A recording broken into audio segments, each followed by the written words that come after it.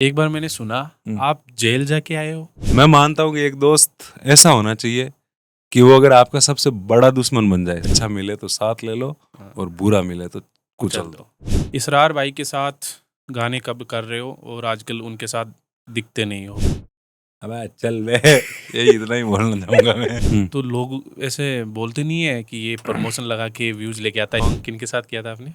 ये मैंने किया था तिजारा वाइन्स के साथ। अच्छा, आपके पास एक कार थी अमेज, तोड़ दी वो कार। और तिजारा जैसा तो मैंने भाई देखा ही नहीं। मीटिंग वाले दिन भी आपको मैंने देखा नंगे पैर थे और आज भी आप नंगे पैर हो। तुझ संग मेरे लगाया ऐसा बना के मम्मी को भेजा। वो रोने लग गई मम्मी। माँ पे गाना लिखा, फिर माँ को ही सुनाया सबसे पहले। और पमसा की कण। अरे यार मेरे दोस्त पमसा बोलते हैं मेरे को। आज के इस वीडियो में आपको मिलवाने वाले हैं एक ऐसे आर्टिस्ट से जिन्होंने इंजीनियरिंग फील्ड को छोड़ के म्यूजिक इंडस्ट्री में अपना कैरियर बनाया।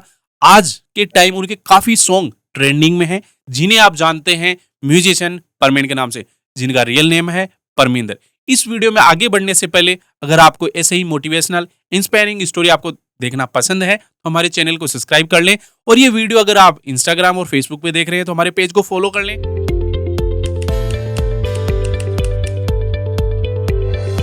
तो परमानेंट भाई, आपका स्वागत है हमारे वाईटी महेंद्र पॉडकास्ट में। राम राम। कैसे हो? बढ़िया बढ़िया, आप कैसे हो बताओ? आप? बढ़िया, मैं भी बढ़िया। आज आपके साथ पॉडकास्ट करके मजा आने वाला है। बढ़िया। कैसे पता चला भाई? मैं तो मुझे शुरुआत से ही पता चल रहा है। शुरुआत से ही पता चल रहा है। बढ़िया। ओके, कैसे मतलब दिनचर्या कैसी चल रही है आपकी? दिनचर्या अच्छी चल रही है। अभी बस वापस काम स्टार्ट किया है, 1 साल का ब्रेक लिया था। ओके, अभी सारी बात करेंगे अपन इस पॉडकास्ट में। और बढ़िया सब? और सब बढ़िया है। बारिश हो रही है जयपुर में अच्छी खासी। कर सकते हैं आगे की शुरुआत अपन? हम बिल्कुल। ओके, तो परमानेंट भाई, हमारी जनता को थोड़ा सा आप इंट्रोड्यूस कर दीजिए अपने बारे में। मैं एक छोटे से गांव नागौर में है, डेगना तहसील, उसमें गांव है छोटा सा रामसरी, वहाँ से हूँ। पापा मेरे टीचर हैं। टीचर भी बहुत लेट बने थे, उससे पहले किसान थे। और मैं जाट फैमिली से बिलोंग करता हूँ, जाट हूँ मैं। और बाकी तो यूट्यूब जो देखने वाले हैं उनको पता ही है, गाने वगैरह उनके बारे में। ठीक है, हम बात करेंगे अब नॉर्मल स्टेज से। हम जैसे आपके काफ़ी वीडियोस देखते हैं, तो आप वहाँ बचकानी हरकतें करते हो, बच्चों वाली जैसी हरकतें करते हो। तो आपका बचपन भी वैसा ही रहा है? कैसा रहा है आपका बचपन? बचपन तो सबका शैतानी में ही निकलता है, और अपने खास तौर अपने उधर गांव में वही माहौल था। गांव में जैसे नाड़ी वगैरह है वो, उसमें नहाते थे, घर वाले पीछे पीछे भागते थे कहीं डूब नहीं जाए, उनको वैसी चिंता होती थी। और बदमाशी, मैं ननिहाल में ज़्यादा वो था, पॉपुलर हो रखा था कि ये वो भाणु बहुत बदमाश है। मैं जाता था ननिहाल, छोटा सा था 4-5 साल का, तो बाड़ी की बाढ़ करी हुई होती है ना, उसके पास में कूड़ा करकट तो इकट्ठा करके उसके आग लगा दी। उधर शांति आ रही थी, वो आधे गांव में फैल जाती आग, लेकिन वो उन्होंने गांव वालों ने फिर काबू कर ली। अब मैं तो बच्चा था, मेरे को तो पता नहीं था। तो उसके बाद से मेरे ननिहाल में तो ये हो गया कि भाई वो तो बहुत बदमाश है। ओके, तो मेरे को भेजते भी नहीं थे इस कारण से। वहाँ पे बहुत तगड़ा टैग लग गया था वो बचपन में, शुरुआत में, कि ये बहुत बदमाश है, बहुत बदमाश है। था नहीं मैं इतना बदमाश। बच्चे होते हैं, बच्चे शैतानी नहीं करेंगे तो क्या करेंगे? बस सही है, वही तो दिन है शैतानी करने के। अच्छे भी अभी तो काम में बिजी रहते हो। सही है। ओके, तो आपकी फैमिली का बैकग्राउंड क्या रहा है? मतलब middle class, lower, rich family? देखो उधर गांव में अपन समझते हैं कि अपन मिडिल क्लास हैं, मिडिल क्लास हैं, लेकिन एक्चुअल में यहाँ पे आने के बाद पता चलता है कि अपन मिडिल क्लास नहीं है, अपन लोअर मिडिल क्लास है। ठीक है, गांव के तो पहले जब मैं नहीं जानता था तब मैं मिडिल क्लास था। अब मेरे को जब पता चल गया कि भाई अपन मिडिल क्लास नहीं है, लोअर बीपीएल वाले। तो अब बीपीएल के आसपास मान लो। ओके, वही है। नहीं होता गाँव में, पैसा इतना नहीं होता लोगों के पास। क्या करते हैं पिताजी मैंने आपको बताया टीचर हैं, 2005 में लगे थे। मैं 13-14 साल के हो गए, थोड़ी लेट निकली थी उनसे, क्लियर कर लिया उन्होंने 2005 में। उससे पहले किसान ही थे पापा। ओके, आपकी एजुकेशन कहाँ तक की हुई है? मतलब थोड़ा मैंने बीटेक की हुई है, सिविल इंजीनियरिंग से कर की बीटेक मैंने। 10th-12th में कितने परसेंटेज थे आपके? वो मत पूछो, बताना पड़ेगा। 10th में मेरे थे 49, मतलब 48 पॉइंट कुछ। 12th का मेरे को पता नहीं यार, 68 या ऐसा। फर्स्ट डिवीजन से हो गए थे? हाँ, 12th फर्स्ट डिवीजन से। ठीक है, मतलब हमारे लेवल वाले क्लास में रहे हो आप, फर्स्ट हाँ। डिवीजन के आसपास वाले। ओके। 10th में क्या मैं दादाजी के स्कूल में चला गया था, मेरे दादाजी पीटीआई थे, तो उनके स्कूल में उनके साथ चला गया कि मैं वहाँ दादाजी के पास पढ़ूंगा। तो फिर अपने जिसके दादा स्कूल में पीटीआई हो उसको क्या डर, पढ़ने की कहाँ जरूरत है, तो फिर मैंने पढ़ाई नहीं की डायरेक्ट बैठ गया एग्जाम में। तो 48% आए। और 12th में थोड़ी बहुत मेरे को करना था कि भाई अच्छे मार्क्स लाके अच्छे कॉलेज में जाना है, तो थोड़ी बहुत पढ़ाई कर ली थी 12th में भी। और भी मैंने 2 बार की थी 12th, एक बार में नहीं हुई थी मेरे से। तो कोई- ओके। तो बीटेक के बाद में डायरेक्ट आपने म्यूजिक फील्ड चूज किया या फिर कुछ और भी किया था आपने? नहीं, बीटेक के बाद में मैंने 3-4 काम अलग अलग किए मैंने। क्या? सबसे पहले तो मैंने बीटेक से निकलते ही मैंने ना वेबसाइट्स वगैरह का ये काम स्टार्ट किया, अच्छा।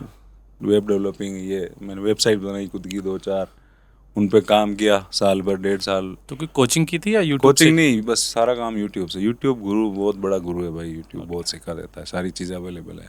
उस टाइम थोड़ी हालांकि कम रहती थी, ज़्यादा रिसर्च करनी पड़ती थी, वेबसाइट्स में भी पढ़ना पड़ता था। ये कब की बातें हैं? ये है 2014-15। ठीक। 15 में वेब डिज़ाइनिंग का करता था, 2015। उसके बाद मैंने जॉब की फिर ये मतलब हाईवे अथॉरिटीज़ में की थी, वहीं के हमारे थे। तो वहाँ पे हाईवे बन रहा था, तो उसमें काम किया था मैंने 2-3 महीने काम किया था। फिर मेरे को समझ में आ गया कि यहाँ पे मैं किसी के नीचे अंडर में बातें नहीं सुन सकते अपन, तो फिर मैंने वहाँ से छोड़ दिया। फिर मेरे क्या फैमिली बिजनेस है, वो है मेडिकल का, एजेंसीज वगैरह है मेडिकल की, डे का नाम। तो फिर उसमें ट्राई किया, वो भी मैंने किया 6-7 महीने, 8 महीने। फिर उसके बाद मैं संविदा पे कुछ निकली थी ऐसे गवर्नमेंट की तरफ से, इनमें प्लम्बिंग वगैरह पढ़ाने के लिए 12th तक का, उसमें मैंने ज्वाइन किया 2-4 महीने। और ऐसे करके मैंने काफ़ी अलग अलग जगह। ओके। उसके बाद फिर मैं म्यूज़िक में आया। अच्छा। आपको कब लगा कि हमें मुझे म्यूजिक फील्ड में चलना चाहिए? मतलब किसी से इंस्पिरेशन, किसी ने बताया या आपको ये पहले से पसंद था? देखो, इंटरेस्ट तो शुरू से ही होता है। जो आर्ट वाली चीज़ें होती है ना, वो आपको बचपन से ही मिल जाती है, उस पर आप बाद में काम नहीं कर सकते। जो क्रिएटिव फील्ड होता है उसमें आप वो बचपन से होता है आप में, तो उसमें बाद में काम नहीं कर सकते। तो वो चीज़ मेरे शुरू से ही थी। नहीं, कुछ बोलते हैं जैसे मजबूरियां सिखा देती है। हाँ, फिर बाद में ये हुआ कि अब कुछ करने को नहीं बचा, तो चलो अपन आर्ट में, कि मैं स्टेबल नहीं हो पा रहा था लाइफ में, कि ये कर रहा हूँ, ये मेरे को पसंद नहीं आ रहा, ये कर रहा हूँ, उसके बाद ये कर रहा हूँ, ये कर रहा हूँ, ये कर रहा हूँ।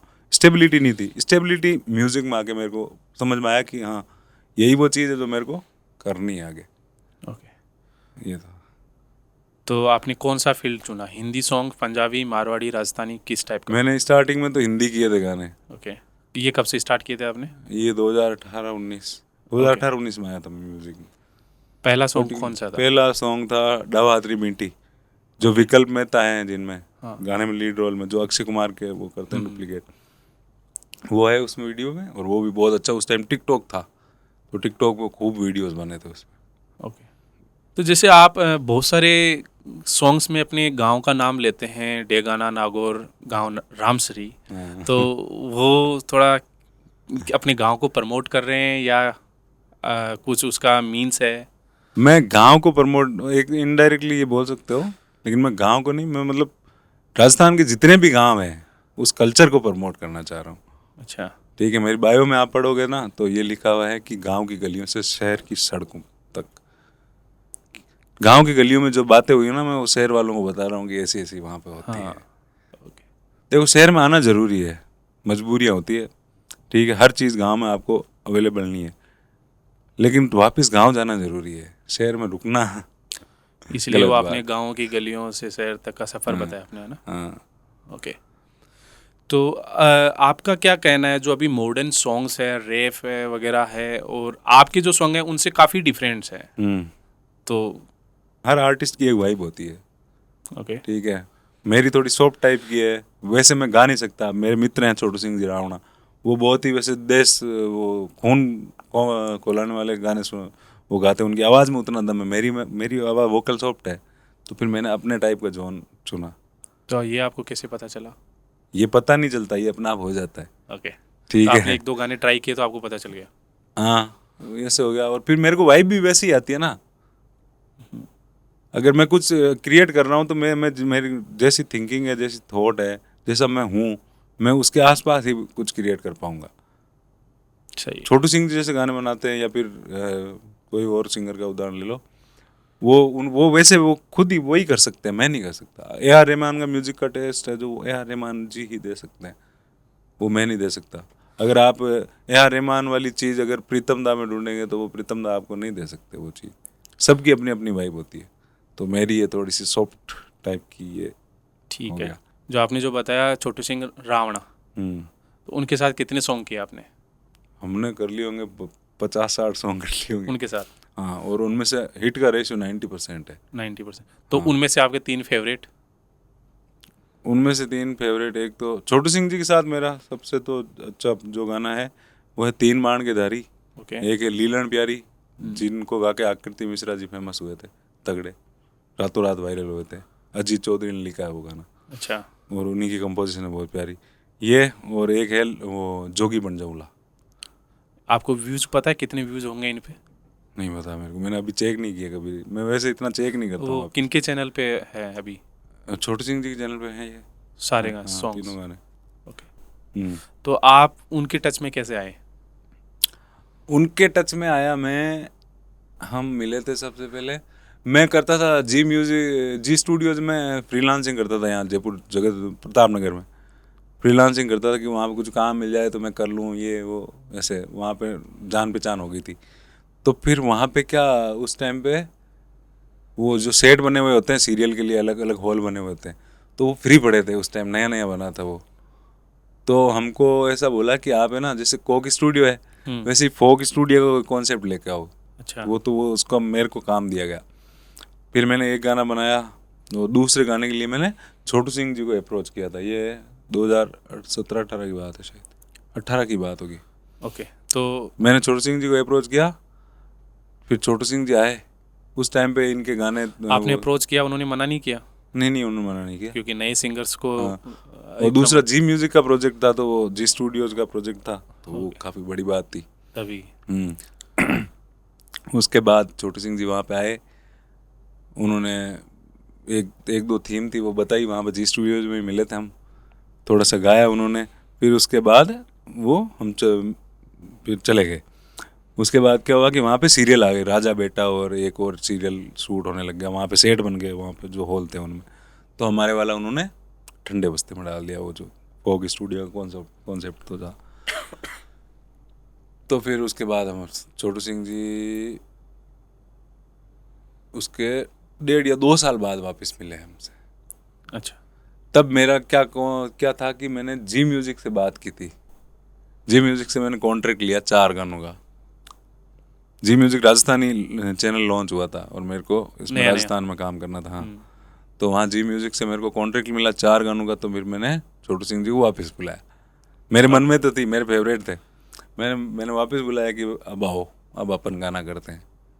ठीक है। तब वो वापस मिले मेरे को 1.5-2 साल बाद। फिर हमने कंटिन्यूटी में काम किया, फिर हमारी वाइब मैच हो गई कि हाँ।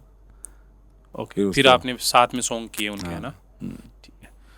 तो उसके बाद मतलब बात करते हैं अपनी लाइफ की आते हैं। तो आपकी शादी कब हुई फिर? शादी मेरी उससे पहले हो गई थी। म्यूजिक स्टार्ट करने से पहले? हाँ। ओके। कैसे, लव मैरिज या अरेंज मैरिज? Love marriage. घर वाले मान गए? घर वालों को मना लिया। कैसे? वैसे इतने वैसे हैं नहीं हमारे घर वाले, बढ़िया थिंकिंग का। क्या बोल के मनाया? जैसे नागौर में क्या है, ये लव मैरिज को तो हाँ। प्रमोट मतलब पसंद ही नहीं करते। चलो आज मैं बता देता हूँ, ये काफ़ी लोगों को नहीं पता होगा, मेरे रिश्तेदारों को भी नहीं पता होगा। उनको ऐसे लग रहा है कि अरेंज मैरिज है। हमने अरेंज मैरिज का वो किया था, ढोंग किया था कि अरेंज मैरिज है। अफवाहें नहीं बने गाँव में अफवाहें वगैरह कुछ भी बातें नहीं बने, है ना? हाँ, अब कुछ भी नहीं बने, आज क्लियर कर देते हैं। हम मिले थे कॉलेज में, वो मेरी जूनियर थी, अमिता मेरी मिसेज का नाम है, वो मेरी जूनियर थी, मैं 4th ईयर में था। आज वो भी खुश हो जाएंगे ये देख के। हाँ मैं 4th ईयर में था, वो 2nd ईयर में थी। तो वहाँ से हमारा स्टार्ट हुआ। उसके बाद मैं पास आउट हो गया, वो कॉलेज में थी। तो मैं क्या थोड़ा सा मम्मी को और बता देता हूँ। तो आपने बता दिया था पहले? तो फिर मैंने मम्मी को बताया, उनका मेरी क्या, एक जगह देखने जा रहे थे पापा, मैंने उस दिन बताया था, कहीं पे मेरी सगाई की बात पक्की हो रही थी, वो सामने वाले आके देख के चले गए। अब पापा उस दिन वापस वहाँ उनके घर पे गए देखने। तो आप उनको पसंद आ गए होंगे तो वापस देखने गए। हाँ, मतलब घर परिवार, वो अपन पसंद नहीं आते, वो घर परिवार पसंद हाँ आते वही हैं। तो, वो सारी चीजें अपना नहीं, कल्चर बच्चे ऐसा को है। भी देखते हैं, हाँ देखते हैं, लेकिन अपने में क्या ही देखते हैं। नागौर में आते हैं देखने। हाँ। तो क्या हुआ कि भाई वो वहाँ पे गए हुए पापा वापस उनको देखने, मेरे पास मेरी बुआ सा का कॉल आया कि आज तेरी सगाई फिक्स कर रहे हैं, वो पापा वहाँ पे देखने गए। फिर टेंशन चालू। फिर मेरे टेंशन, मैंने कहा देख लो, वो मैंने बुआ साहब सारी बात बता दी अमिता के बारे में। इनका ये बात है, बाकी आप जानो, आपका काम जाने। तो बुआ साहब ने फिर पापा को फ़ोन करके मना कर दिया। फिर मैं गांव गया, मैं जयपुर रहता था उस टाइम पे। फिर मैं गांव गया, तब मम्मी से मैंने पूरी बात की। फिर मैंने बड़े पापा बोला, मम्मी का क्या रिएक्शन था? हाँ मम्मी का वैसे कुछ, मम्मी को मैं बात करता रहता था तो उनको पता था कि हाँ ये बात करता है हाँ किसी कहीं से। तो लगा हुआ है। हाँ, ठीक है। फिर क्या हुआ कि मैंने मम्मी को बोला पापा को बोलो, पापा से बात करो। पापा से बात की तो जो मेरी मिसेज है वो वहाँ मेरे गांव से वहाँ पे 50-60 किलोमीटर, 50 किलोमीटर होगा उनका गांव। और उधर पापा वगैरह सब जानते हैं। अपन वहाँ पे तो ये सिस्टम होता है, शहरों में तो ये सिस्टम होता है कि आप 5 घर दूर नहीं जानते किसी को। और गांव में क्या सिस्टम है, 50 किलोमीटर दूर भी गांव में कोई किसी का बढ़िया चौधरी है या फिर बढ़िया ठाकुर है, कोई और नामचीन आदमी है, तो उनको अपन जानते हैं। ठिकाना दिला दिया होगा। हाँ, कि भाई वो बढ़िया आदमी है, बढ़िया घराना है वहाँ पे, तो ऐसे जानते थे पापा वहाँ से। तो पापा बड़े पापा बड़े पापा के ये मेरे जाटों में ये अच्छे है भी, बनते। कहीं बैठ जाओ ठिकाना थी मिल ही जाता है। हाँ बस बीकानेर तक मिल जाते हैं, तो 200 किलोमीटर, 300 किलोमीटर। हाँ, तो वो मिल गए। फिर उनके थ्रू पापा ने बात पहुंचाई।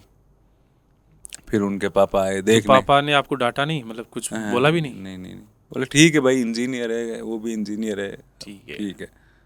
तो ऐसा बड़े पापा मेरे बड़े सपोर्टिव हैं। हाँ, वही तो, किसी का तो सपोर्ट चाहिए घर में, और दादा दादी नहीं तो सबसे बात तगड़ा, आगे बढ़े ही नहीं। सबसे तगड़ा सुप्रीम कोर्ट अपने हाथ में, दादा दादी वाला। वही। हाँ, उन्होंने जो बोल दिया दादा दादी ने वो फाइनल है, और दादा दादी का फैसला अपने पक्ष में होता है हमेशा।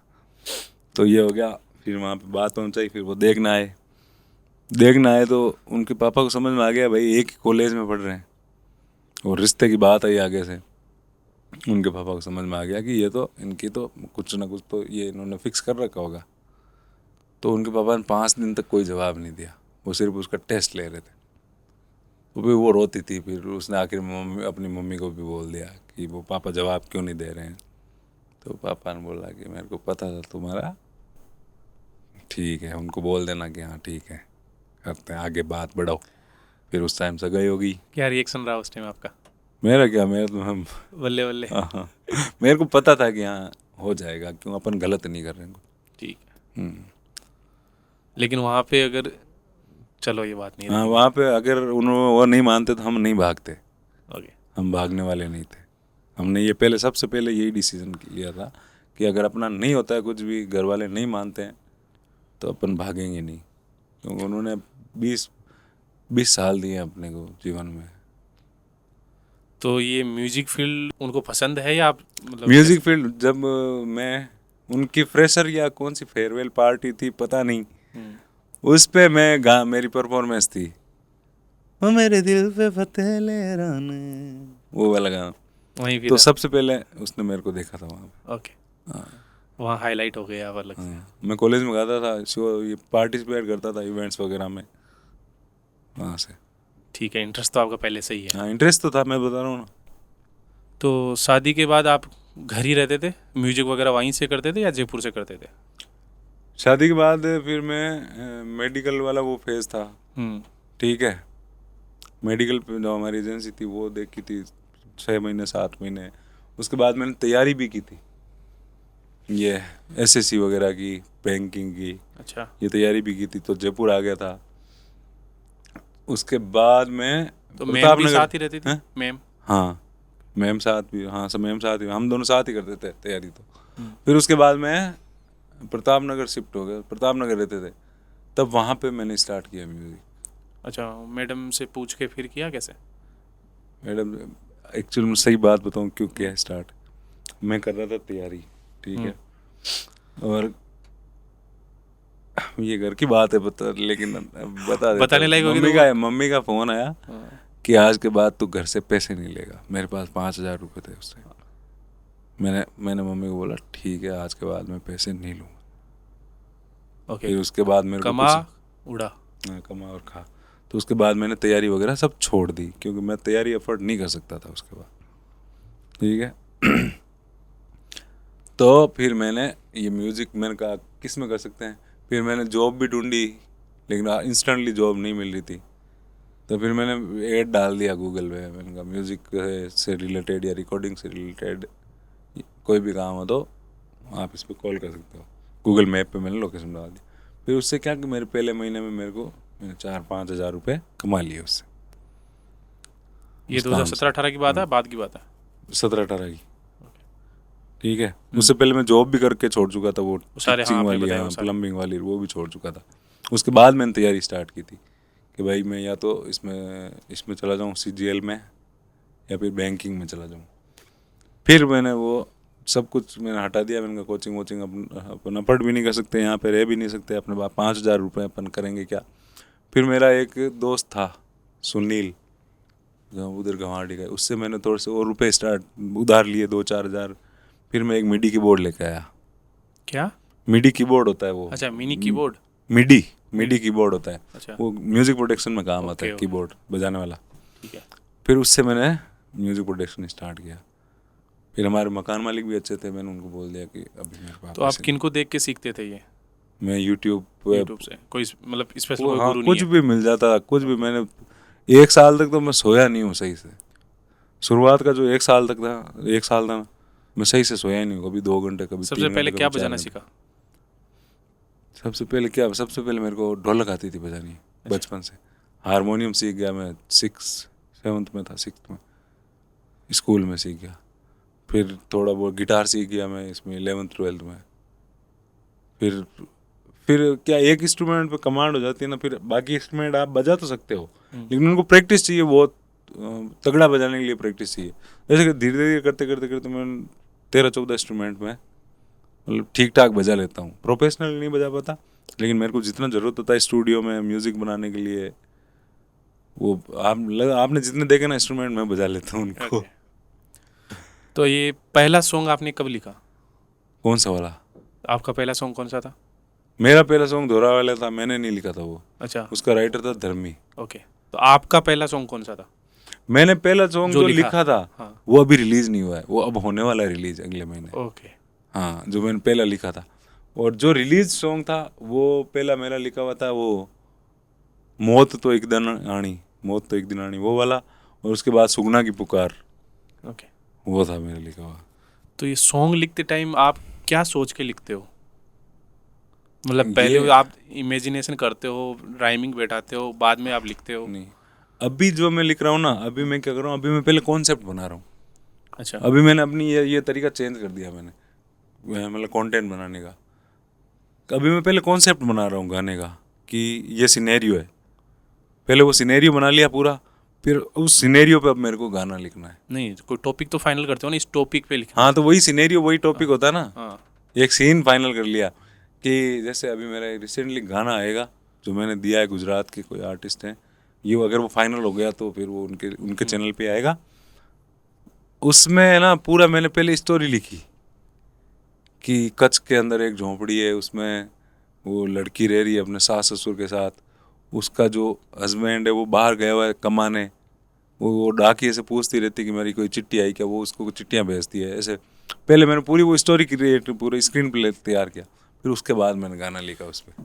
आपने स्टोरी ली तो हाँ। कुछ हिंट मिलता है आपको भाई इस पे? जैसे हारे का सारा अभी श्याम बाबा का आपने सॉन्ग किया, हाँ, तो आपको पहले लगा ना भाई श्याम जी पे सॉन्ग कर, श्याम बाबा पे सॉन्ग करते हैं, या कोई टॉपिक तो फाइनल होता है ना, फिर उस पे इसमें स्टोरी? ऐसा था कि इसकी मैं स्टोरी सुनाता हूँ। मैंने सबसे पहले एक मेरा गाना लिखा था जो गीता बहन ने गाया।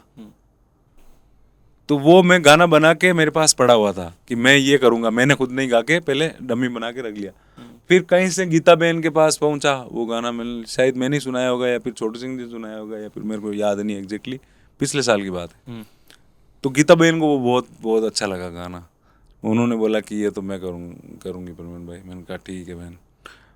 तो फिर मैं जब रिकॉर्ड करने गया उनको, तो फिर मैंने कहा कि मैं एक मेरा भी रिकॉर्ड करवा लेता हूँ। फिर ये आप रख लो, मैं मेरे लिए आप गा देना था वो 4 लाइन जो भी आपसे जी। उन्होंने कहा ठीक है आप आ जाओ। फिर मैं गया अहमदाबाद, तो फिर हमने दोनों गाने ये साथ किए। ये स्टोरी आपकी लिखी हुई थी पहले? स्टोरी नहीं लिखी हुई थी, स्टोरी मैंने अभी लिखी है। अच्छा, तो ये गाना तो कहीं लिखा हुआ हो, ये याद तो हाँ, होगा। ये जो गाना है ये धर्मी ने लिखा, वो मैं गीता बहन ने जो गाया वो मैंने लिखा था। अच्छा, मैं वो करने वाला था पहले, फिर वो गीता बहन को बहुत ज़्यादा पसंद आ गया, तो वो गीता बहन ने ले लिया, फिर मैंने उनको दे दिया। फिर ये मैंने दोनों बना के गीता बहन को भेजे। मैंने कहा आपको कौन सा जो अच्छा लग रहा है ना वो गाना आप रख लो, तो गीता बहन ने वो वाला रख लिया जो मैंने लिखा था। ओके। हाँ, तो अभी नए कौन से गानों पे काम कर रहे हो आप? अभी नए मैं कर रहा हूँ। अभी ये जो श्याम बाबा का गाना था, ये तो मैं सोच रहा हूँ कि ये मेरी दूसरी शुरुआत है, तो मैंने वो भगवान को समर्पित किया है, ये पहला गाना। क्योंकि ये 1 साल बाद में गाना आया, बीच में क्या गैप रहा, क्यों रहा ये? बीच में गैप ऐसा रहा कि बहुत सारी चीज़ों से डिस्टर्ब हो गया था, इंडस्ट्री से, आर्टिस्टों से बहुत ज़्यादा डिस्टर्ब हो गया था। लगता है धोखे वगैरह खाए हो आपने? धोखे वगैरह ये चीज़ें चलती रहती है, इनसे मेरे को फ़र्क नहीं पड़ता है। ये सबके साथ होता है। हो सकता है कि कोई मेरे बारे में भी बोलता होगा कि उन्होंने धोखा दिया है। ये चीज़ें चलती रहती है, ये सिचुएशंस होती है। जब आप मार्केट में प्रेजेंट हो, मतलब आपकी प्रेजेंस अच्छी खासी प्रेजेंस है और आप काम कर रहे हो ना, तो ये चीज़ें चलेगी। इनको तो आप लेके ही चलो साथ में, कितना ही होशियार होके चलो। तो इन चीज़ों की वजह से मैं इतना डिस्टर्ब नहीं होता। तो मैं डिस्टर्ब होता हूँ, मैं इमोशनली बहुत ज़्यादा कनेक्ट हो जाता हूँ लोगों से। जैसे मैं आपके साथ रहूँगा महीने भर 2 महीने, तो मैं इमोशनली कनेक्ट हो जाऊँगा। फिर उसके बाद मैं आजकल ये मैंने चीज़ छोड़ दी, मैं उम्मीद बहुत करने लग जाता था। मतलब कि आपके साथ हूँ तो आपसे उम्मीद, फिर वो चीज़ें सही नहीं होती है ना, तब मैं डिस्टर्ब हो जाता हूँ। फिर उन सब चीज़ों की वजह से फिर मैंने सबको अनफॉलो भी कर दिया था, बीच में 0 फॉलोइंग कर दी थी, सबसे पूरा मार्केट से हट गया। फिर मैंने काम पे ही ध्यान दिया, म्यूज़िक पे ध्यान दिया। मैंने सीखा भी बहुत। तो बीच में 1 साल क्या किया, आराम किए, घूमे या घर पे रहे, क्या किया? 1 साल तैयारी की ना इस चीज़ की। ओके। 1 साल तक मैं सीखा अच्छे से, मैंने एनालाइज किया मार्केट को, म्यूज़िक में भी बहुत सारे इम्प्रूवमेंट किए। और दूसरा ये साल निकला था हमारे इलेक्शन में, ठीक है। हमने इलेक्शन कैंपेन के गाने बहुत बनाए, जैसे लक्ष्य राज का लक्ष्य अटल है, उससे शुरू हुए थे, मैं और छोटू सिंह जी, फिर उदय होगा, फिर वसुंधरा सबको पसंद आ रहे वो गाने। हाँ, वो सारे कैंपेनिंग वाले। पहले वो चुनाव थे, लोकसभा के थे, फिर नहीं पहले विधानसभा के थे, फिर अभी लोकसभा के थे।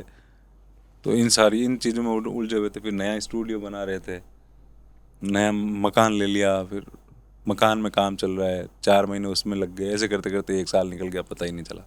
स्टूडियो में कितना खर्चा हो गया? वो छोटू सिंह जी को पता है, मेरे को नहीं पता। ओके। तो एक जैसे नया सिंगर, मतलब एक नया स्टूडेंट है, वो सिंगिंग फील्ड में या म्यूजिशियन फील्ड में आना चाहता है, तो उनको क्या क्या चीज़ों का ध्यान रखना चाहिए इस फील्ड में, और क्या क्या सीखना चाहिए? सबसे पहले तो तुमको ये ध्यान होना चाहिए कि तुम गा सकते हो या नहीं, तुम लिख सकते हो या नहीं, तुमको ये ध्यान होना जरूरी है। खुद की तुम वॉइस कहाँ का पे स्टैंड कर रहे हो, है ना। क्योंकि बहुत जने मेरे पास ऐसे भी आ जाते हैं जो बिल्कुल नहीं गा सकते, लेकिन उनको गाना है।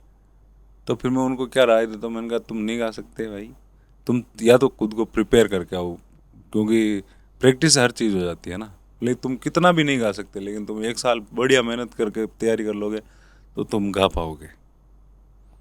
तो मैं उनसे पैसे नहीं लूटता कि भाई वो उनको लगता है कि ये इनके पास मशीन है, इनके पास टेक्नोलॉजी है, तो ये मेरे को क्या से क्या ही बना देंगे। वो नहीं होता है, वो वैसे नहीं होता है। तो आप सिखाते भी हो? मैंने सिखाना छोड़ दिया। ओके।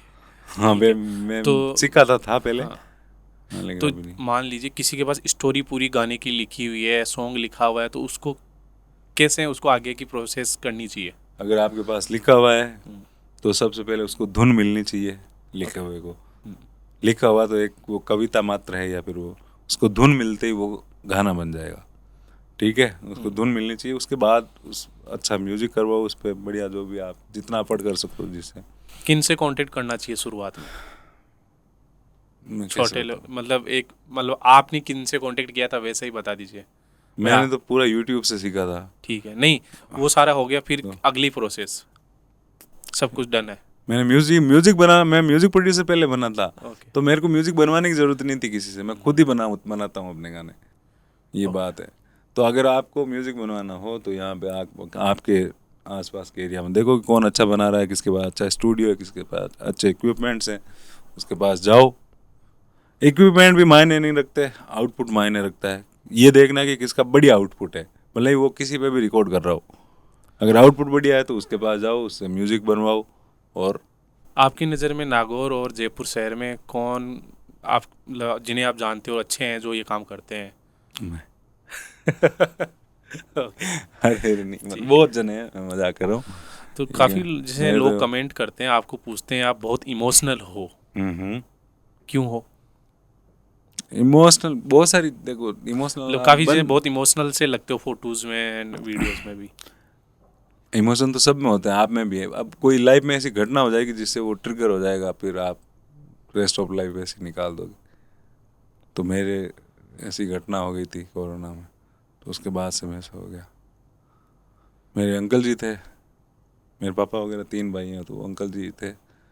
हमारी बहुत तगड़ा बॉन्ड था, वो अपन जैसे अपन मित्र हैं वैसे ही हम मित्र थे, ये मान लो। तो जो सेकंड वेव थी कोरोना की, उन्होंने मेरे को गांव बुलाया कि तू यार गांव आ जा। मैं कहा मैं क्या करूँगा, यहाँ पे काम कर लूँगा। हमने पिछले लॉकडाउन में भी बहुत काम किया था छोटू सिंह जी के साथ, वो निकाला था ये जोगी बन जाऊँ लार, मेरे नाथ का दरार, ये सारे गाने लाइन से हिट हुए थे। तो मैंने कहा मैं यहाँ पे काम कर लूँगा, लेकिन पता नहीं उन्होंने बोला कि नहीं तू तो गाँव आ जा, सामान डाल और इधर ही काम कर लेना। मैं निकल गया, कोरोना में वो लॉकडाउन लगा, मैं गाँव चला गया। उसके 5वें दिन शायद 28 तारीख को गाँव गया था, और 3 तारीख की बात है।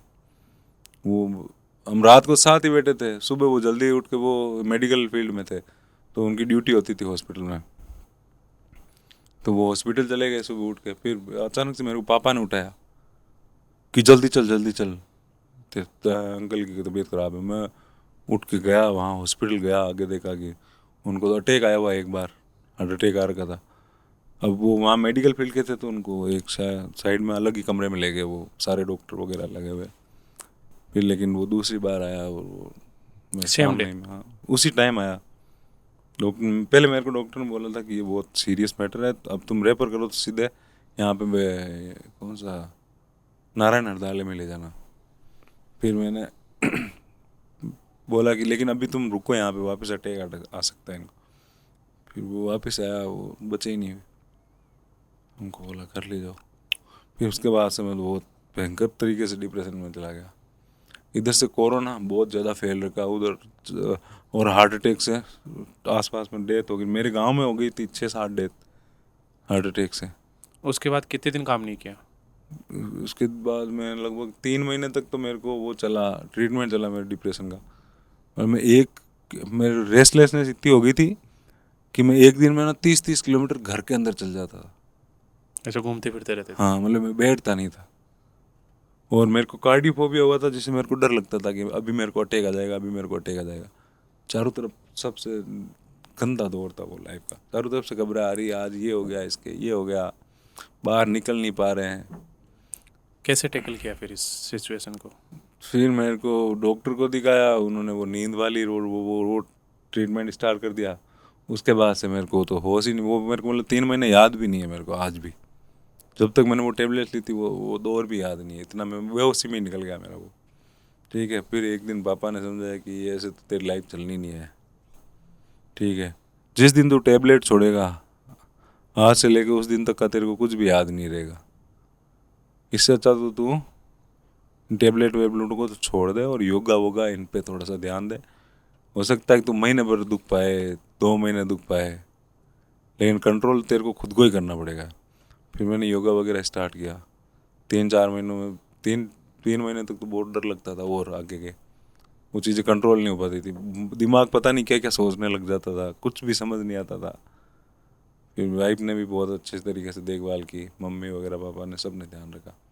तो फिर वो 2-3 महीने बाद मेरे योगा वगैरह से इन सब सारी चीज़ें मिलके फिर धीरे धीरे धीरे धीरे धीरे उसके इफेक्ट आज भी हैं। भूल जाता हूँ, चीज़ें याद नहीं रहती, रख के चीज़ भूल गया, किसी को टाइम दे के भूल गया, ऐसे बहुत सारे इम्पेक्ट हैं उसके। एक सॉन्ग बनाते टाइम या शूट करते टाइम क्या क्या चैलेंजेज आते हैं आपके लाइफ में? वो हर सॉन्ग के अलग अलग मायने होते हैं, चलो आप हर कोई सॉन्ग पे अलग अलग होते हैं। जैसे कि मैं इस सॉन्ग की बात करूं अगर हारे के सारे की, तो इसमें जो लोकेशन थी वो बहुत ही टफ लोकेशन थी। एक तो गर्मियाँ, ऊपर से वो भी रेगिस्तान में। अभी तो बारिश स्टार्ट होगी, लेकिन उस टाइम बारिश का भी हमको डर था। अगर बारिश हो गई ना तो जो 2-3 लाख रुपए पहले पहले लग गए थे वो सारे वेस्ट चले जाते, क्योंकि फिर सूट नहीं होता 2 रुपये। तो क्लाइमेट के बाद में वो इतना मतलब दूर है वहाँ पे कि छोटी चीज़ भी मिलनी मुश्किल हो जाती। कुछ भी अगर हमको एक लोटा भी चाहिए ना, जैसे हमको मिट्टी का वो बर्तन चाहिए था, तो वो मिट्टी का बर्तन तो सिर्फ 150 रुपये का था, लेकिन उसको लाने में ले जाने में जो किराया लगा ना, है वो 1500 रुपये था। ठीक है, क्यों 80 किलोमीटर जाके आना वापस जैसलमेर से 80 किलोमीटर। तो ये सारी थी। दूसरी वहाँ पे गर्मी इतनी थी कि हमारी 30-32 बंदों की टीम थी, उसमें से 5 जने बीमार पड़ गए।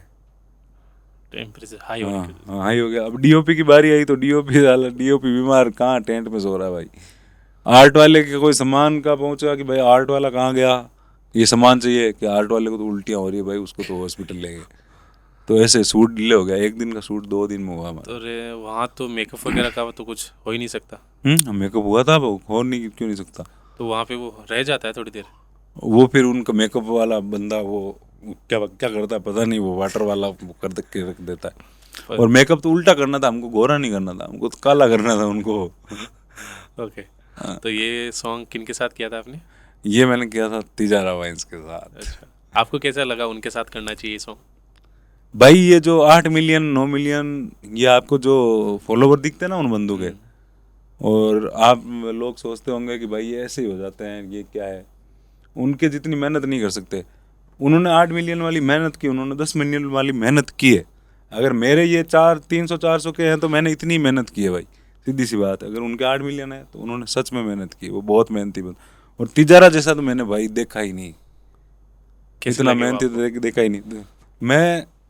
मैं ऐसा बंदा हूँ, मैं 3 या 4 साल पहले या अभी भी मैं चला लेता हूँ ना, सॉरी, अभी भी मैं खेत में ट्रैक्टर वगैरह चला लेता हूँ, एक एक दिन चला लेता हूँ। पूरी भयंकर गर्मी जैसे तई निकालते हैं अपन, तो वो उसमें जून में निकालते हैं, तो उस टाइम बहुत भयंकर गर्मी पड़ रही होती है। ठीक है, और उसके बाद वो ट्रैक्टर की गर्मी, वो वैसे में मैंने 2-2 दिन 3-3 दिन 4-4 दिन लग जाते हैं, पूरे 50-60 बीघा में निकालते मैंने ट्रैक्टर चलाया भाई। वो गर्मी मैंने सहन की है। ठीक है, उसमें मेहनत लगती है, उससे भी बहुत ज़्यादा मेहनत लगती है जो अब मैं काम कर रहा हूँ शूट, म्यूज़िक वीडियो के शूट में, उससे भी ज़्यादा लगती है। अब देख लो कितनी मेहनत लगती होगी। ठीक है, उसके बावजूद भी भाई मैं चित हो गया, मेरी टीम के बंदे चित हो गए। ठीक है, एक सीन था जिसमें मैंने कहा कि भाई अपने श्याम बाबा का गाना है तो मैं पैरों में चप्पल नहीं पहनूंगा, श्याम बाबा का गाना है तो मैं नंगे पैर ही गाऊंगा। लिपसिंग वगैरह के सिंग चल रहे थे, मैंने कहा ठीक है, मैं टसन टसन में बोल दिया भाई। और मैंने जो ही चप्पल खोल के उस रेत पे पैर रखे ना भाई, तवे से भी ज़्यादा गर्म, रोटी सीख जाए पापड़ सीख जाए वैसी रेत। पेड़ ही नहीं है। हाथों हाथ ऐसे ऐसे पैर रख के ही मैंने उठा लिया भाई। ठीक है, मैंने कहा ना ये नहीं होगा। फिर मैंने कहा, मैंने क्या किया वहाँ से आप देखना उसमें वीडियो में है, ठीक है, गाने की वीडियो में। वो फिर मैंने वो जो भेड़ का बच्चा था उसको लिया मैंने सामने, और पैरों के नीचे रखवा लिया मैंने रुमाल। अच्छा। ठीक है, रुमाल रखवा के भेड़ का बच्चा ले लिया मैंने सामने। मैंने कहा पैर दिखेंगे नहीं, अपन नंगे पैर है, अब आप सिंग ले लो। ठीक है, अब ये तो मैंने ये बात मैंने इसलिए बताई है कि गर्मी कितनी थी वहाँ पे, रेत कितनी तपरी थी। ठीक है, ये बात मेरा टेक था 10 बजे का, अब बज गए भाई 12 से लेके 2 बजे तक का टेक था डाकू वाला। जो डाकू आते हैं लूटते हैं उसको, तिजारा फिर गिर जाता है। तो उसमें वो टेक हम पहले ले रहे थे कि तिजारा गिर चुका है, बेहोश हो चुका है। तिजारा और उसकी वाइफ जो है वो बेहोश हो चुके हैं, अब उनके पास कुछ नहीं। अब वो जिस पे मैं पैर नहीं टेक पा रहा था ना, उस रेत पे वो पूरा लेटा रहा है कम से कम 40 मिनट। ओके। तिजारा पूरा, वो जो यहाँ पे मैंने उसके बाद है ना, मैंने उसका वीडियो बनाया था, जहाँ से टिक्का हुआ ना वहाँ नीला नीला हो गया वो पूरा। वो देखा था, हालत खराब थी आपकी हाँ, वीडियो। उसका मैंने रील भी डाली थी उसकी। तो उस लेवल की मेहनत कर सकते हैं ये बंदे, उस सब कंडीशन उनके में आज 8 मिलियन है भाई। उस कंडीशन में मना नहीं किया उन्होंने? हाँ, मना भाई, एक बार मैं वापस करता हूँ, देखो ये यहाँ पे सही से रेत नहीं उड़ी होगी मेरी सांस से। ऐसे बोला। मैंने कहा भाई तुम क्लाइमेट तो देख ले भाई, कि उसमें कमाल की एनर्जी है भाई। मैं कोई भी आप एक सॉन्ग करते हो तो उस पे किसको लीड रोल देना है, किसको नहीं देना, वो कैसे फाइनल करते हो? किन के साथ करना चाहिए, किन के साथ वो देखो कास्टिंग की टीम होती है, वैसे तो होने को ही होती है, बाकी बाकी मेरे को पता होता है कि किसको करना है। बाकी बहुत अच्छा काम कर रहे हैं, मेरी टीम है वो बहुत मजबूत टीम है। कोई भी आर्टिस्ट है ना वो चलता टीम से है। ओके। अगर आपके पीछे एक मजबूत टीम है तो आप अच्छे से बहुत दूर तक सरवाइव करोगे। तो मेरी टीम मेरे को बहुत कमाल की मिली। मेरे जो प्रोडक्शन के हेड हैं राजवीर भाई, बहुत कमाल के बंदे, बहुत मेहनती बंदे हैं। ये यहाँ पे सोनू भाई मेरे साथ बैठे हैं, ये भी बहुत अच्छी मेहनत करते हैं। एक सॉन्ग को फाइनल करने में कितना टाइम लगता है? ऐसा कुछ नहीं है भाई, मूड होता है ना, जब वाइब होती है तब 1 घंटे में बन जाता है। ओके। नहीं, पूरा फाइनल करके मतलब 1 महीना आपका एक सॉन्ग लगा देता है या 15 दिन 20 दिन? हाँ। टोटल कंप्लीट डिपेंड करता है, Final डिपेंड करता करने है। में। हाँ। जैसे अपन अभी गाना करने वाले हैं एक साथ, ओके। ठीक है, तो ये गाने की डील मैंने कर ली थी 20 दिन पहले। और ये 20 दिन पहले तो मैंने डील के लिए हाँ बोला था, ठीक है। और वो जो कंपनी है जिसके लिए मैं गाना करने वाला हूँ वो मेरे को 2 साल से ट्राई कर रही है, लेकिन मैंने रेट बहुत ज़्यादा बता रखी थी। फिर उन्होंने इमोशनल कर दिया मेरे को कोई बात बोल के कि भैया ये है ये है। फिर मैंने कहा ठीक है मैं ये गाना करके देता हूँ। तो मतलब वो 2 साल पहले से ट्राई हो रही है उस गाने के लिए, और 15-20 दिन पहले हमारी डील फाइनल हुई कि हाँ ये अमाउंट रहेगा, ये रहेगा। उसके बाद मैंने फिर टॉपिक चूज़ किया मैंने कि मैं किस पे बनाऊँ, ठीक है। और वो बहुत सारी सिचुएशन पे डिपेंड करता है, ठीक है। वो कैसे करता है कि जिस दिन मैं ये टॉपिक वगैरह ये मैं कर रहा था उस दिन धनराज जी दादी जा रखे थे, लिरिक्स राइटर है जो राजस्थान सबसे बढ़िया लिखते हैं, वो मेरे पास आ रखे थे किसी काम से। तो मैंने कहा कि मैं क्यों मेहनत करूं, जब धनराज जी बैठे हैं, मैं शूट पे बिजी था। मैंने कहा धनराज जी ये काम आपको करना पड़ेगा। तो फिर मैंने राइटिंग का काम पूरा इस प्रोजेक्ट का धनराज जी को दे दिया। फिर टाइटल फाइनल हुआ कि भाई ये नींदड़ली लग गई रे, ये गाना अपन करेंगे। तो फिर हम डिस्कस करते रहते हैं। फिर मैंने धनराज जी को बोला कि ये एक तो अपन ट्रेडिशनल तरीके से जा सकते हैं कि भाई पिया जी लेट आए तब तक मैं सो गई, नींदड़ली लग गई ये वो, लेकिन इसको ऐसे मत करो, इस नींद दूसरी लगाओ आप, ठीक है।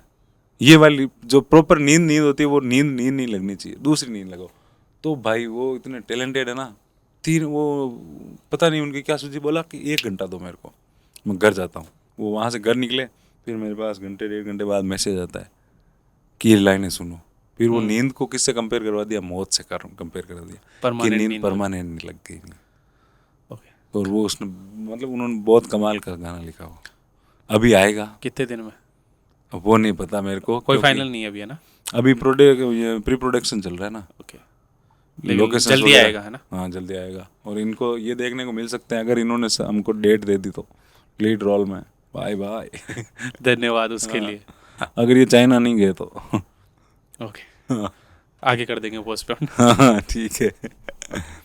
हाँ, उसके बाद मैं आपसे मिला। उस दिन मैं आपसे मिला, आरती मैम की साथ मीटिंग थी, क्योंकि मेरे को आरती मैम को लीड में लेना था। तो उस दिन आप मिले मेरे को। तो उस दिन हम कास्ट हमारी वो एक फिक्स हो चुकी थी कि हमको आरती मैम को लेना है। तो वो मीटिंग मैंने यहाँ पे की। तो वो कास्टिंग वाला काम चल रहा था उस टाइम। उसके बाद लोकेशन भी फाइनल कर रहे थे। उसके बाद लोकेशन का काम स्टार्ट हुआ।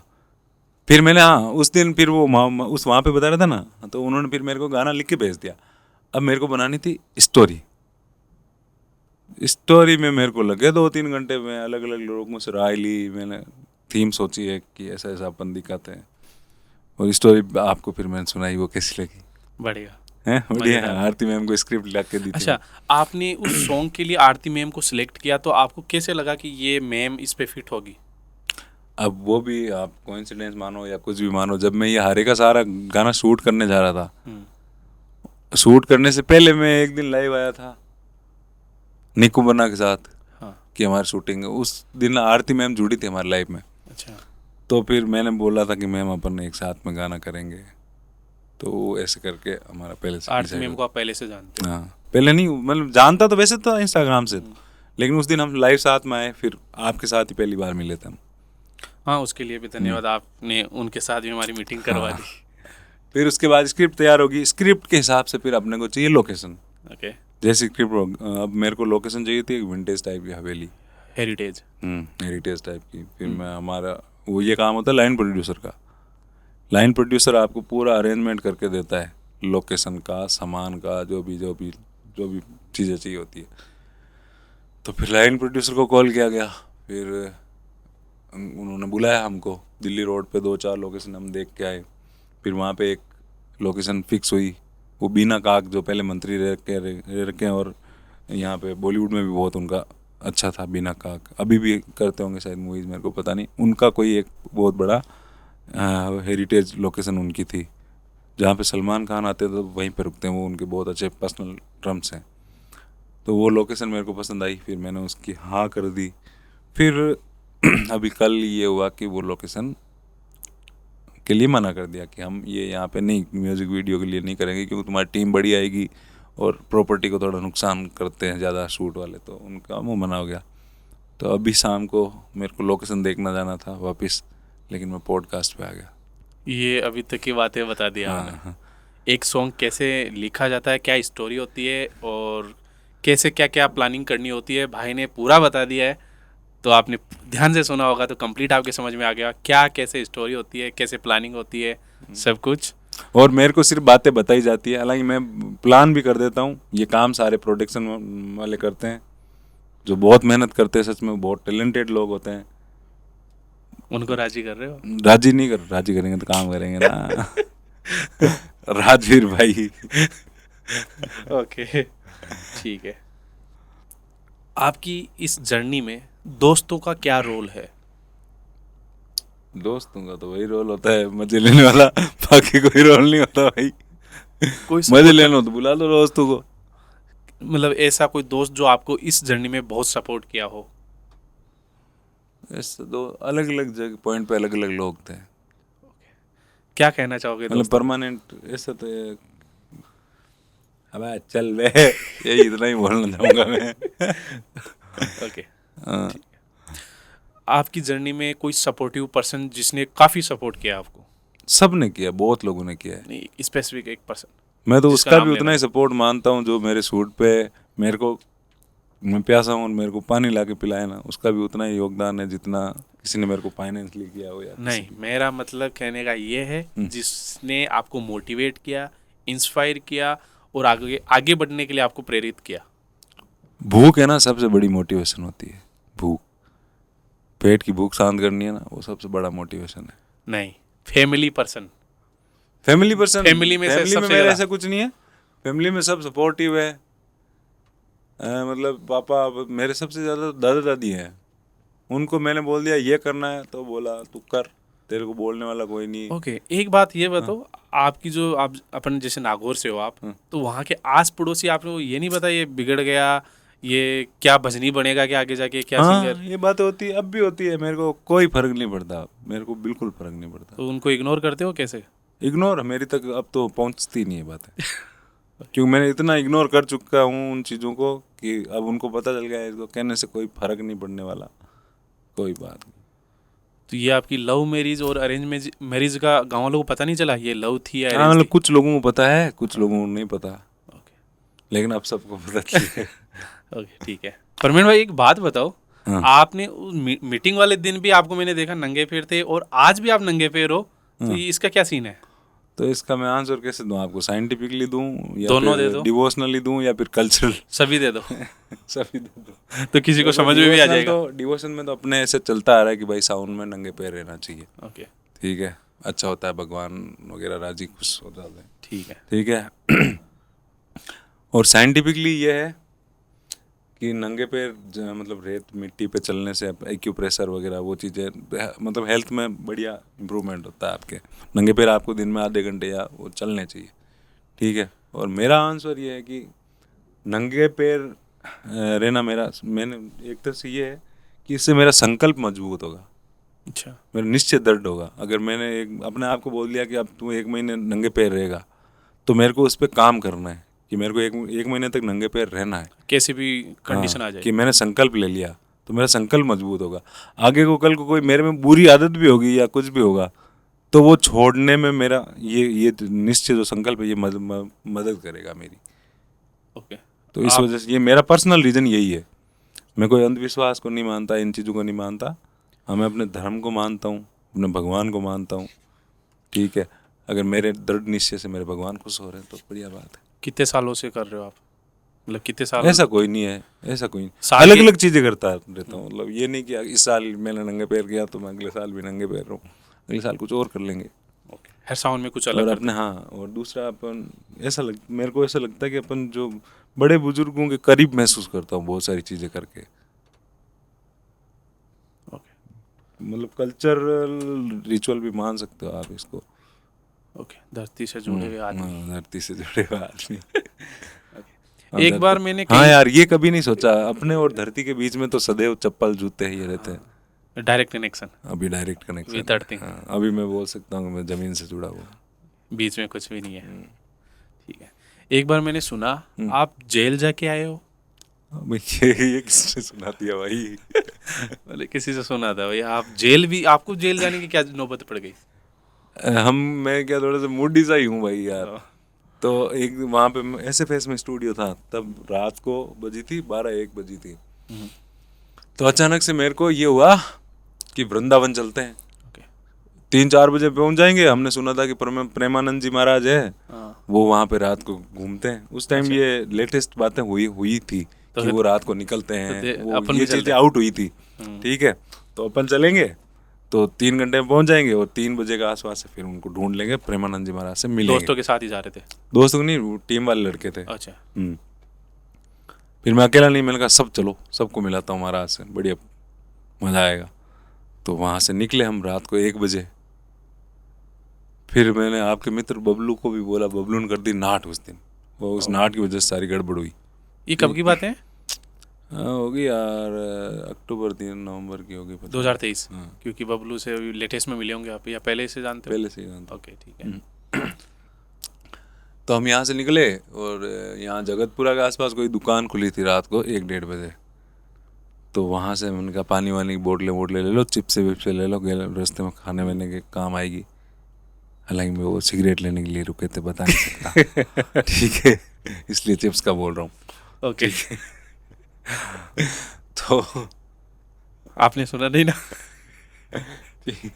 ऐसे मत करो। तो वहाँ पे पुलिस वाला है एक, PCR लेके। जहाँ रुके थे वहाँ पे? हाँ, हम रुके हुए थे, ये बाहर से सामान उतार रहे थे, मैं अंदर ही बैठा था गाड़ी में। तो पुलिस वालों ने क्या किया, आते ही 2 हवलदार आए, उन्होंने इनको धक्के दे के अंदर बैठाना शुरू कर दिया मेरे साथ डायरेक्ट वालों को। कुछ बोले हाँ, ही नहीं? कुछ बोले नहीं, बैठो जाओ, क्या कर रहे हो रात को यहाँ पे। तो फिर मैंने बोला कि हम तो वृंदावन जा रहे हैं सर, यहाँ पे पानी के लिए रुके थे। तो उसने कोई खाल वाल निकाली, बोला चला जावे, तेरे को जो बोल रहा हूँ अभी भेज दूंगा तेरे को वृंदावन।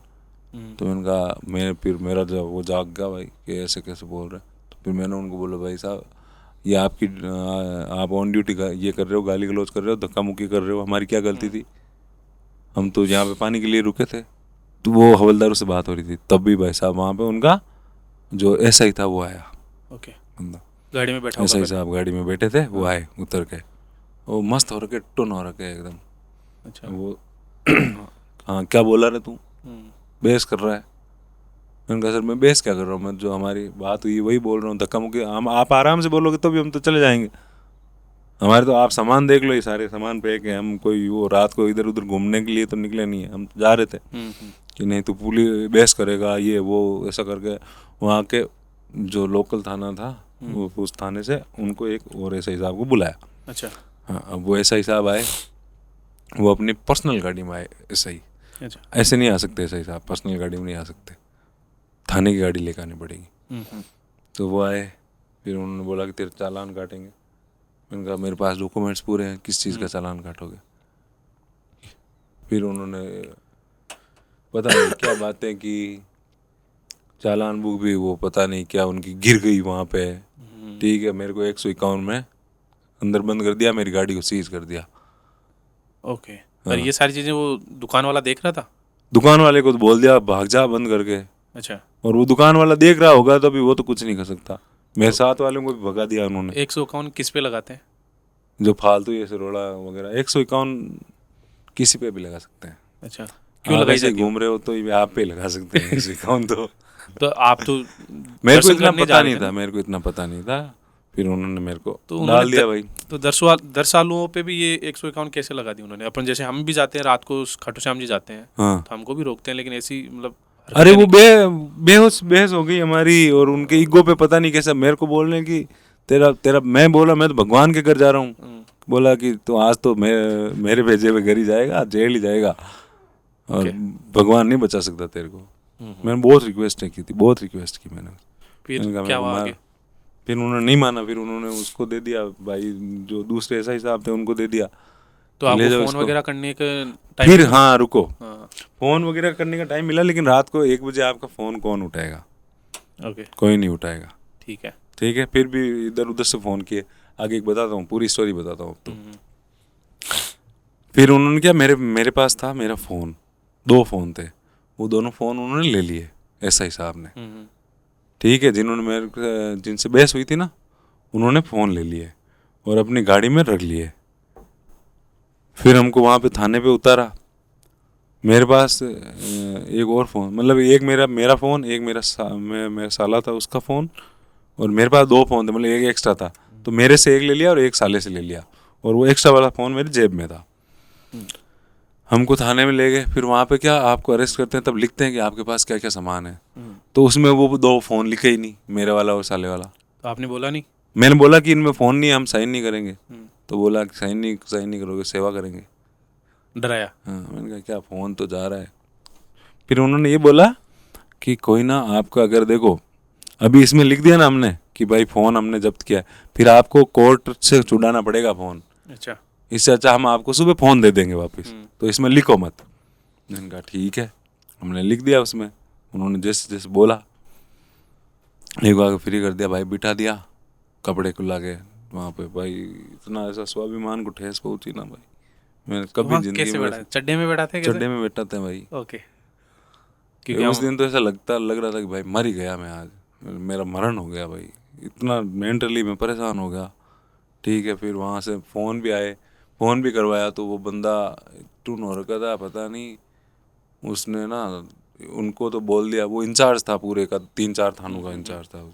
तो ये यहाँ के जो जिन्होंने मेरे को अरेस्ट किया था, उनके थाने वालों को बोल दिया कि इसको छोड़ना नहीं है 3-4 दिन तक, कुछ भी हो जाए चाहे। और वो खुद फ़ोन ऑफ करके चला गया। अब वो बेचारे यहाँ पीछे छोटू सिंह जी वगैरह सब परेशान हो रहे हैं। वो बात करवाई तो वो तो फ़ोन उसका स्विच ऑफ आए, अच्छा। और उधर वाला वो कुछ नहीं कर पाए, वो जो ऐसा ही है। छोटू ऐसे सिंह जी को नेक्स्ट डे पता चला होगा सुबह? उस टाइम रात को अच्छा। रात को पता चल गया था शायद। ओके। फिर उन्होंने फ़ोन भी करवाया था।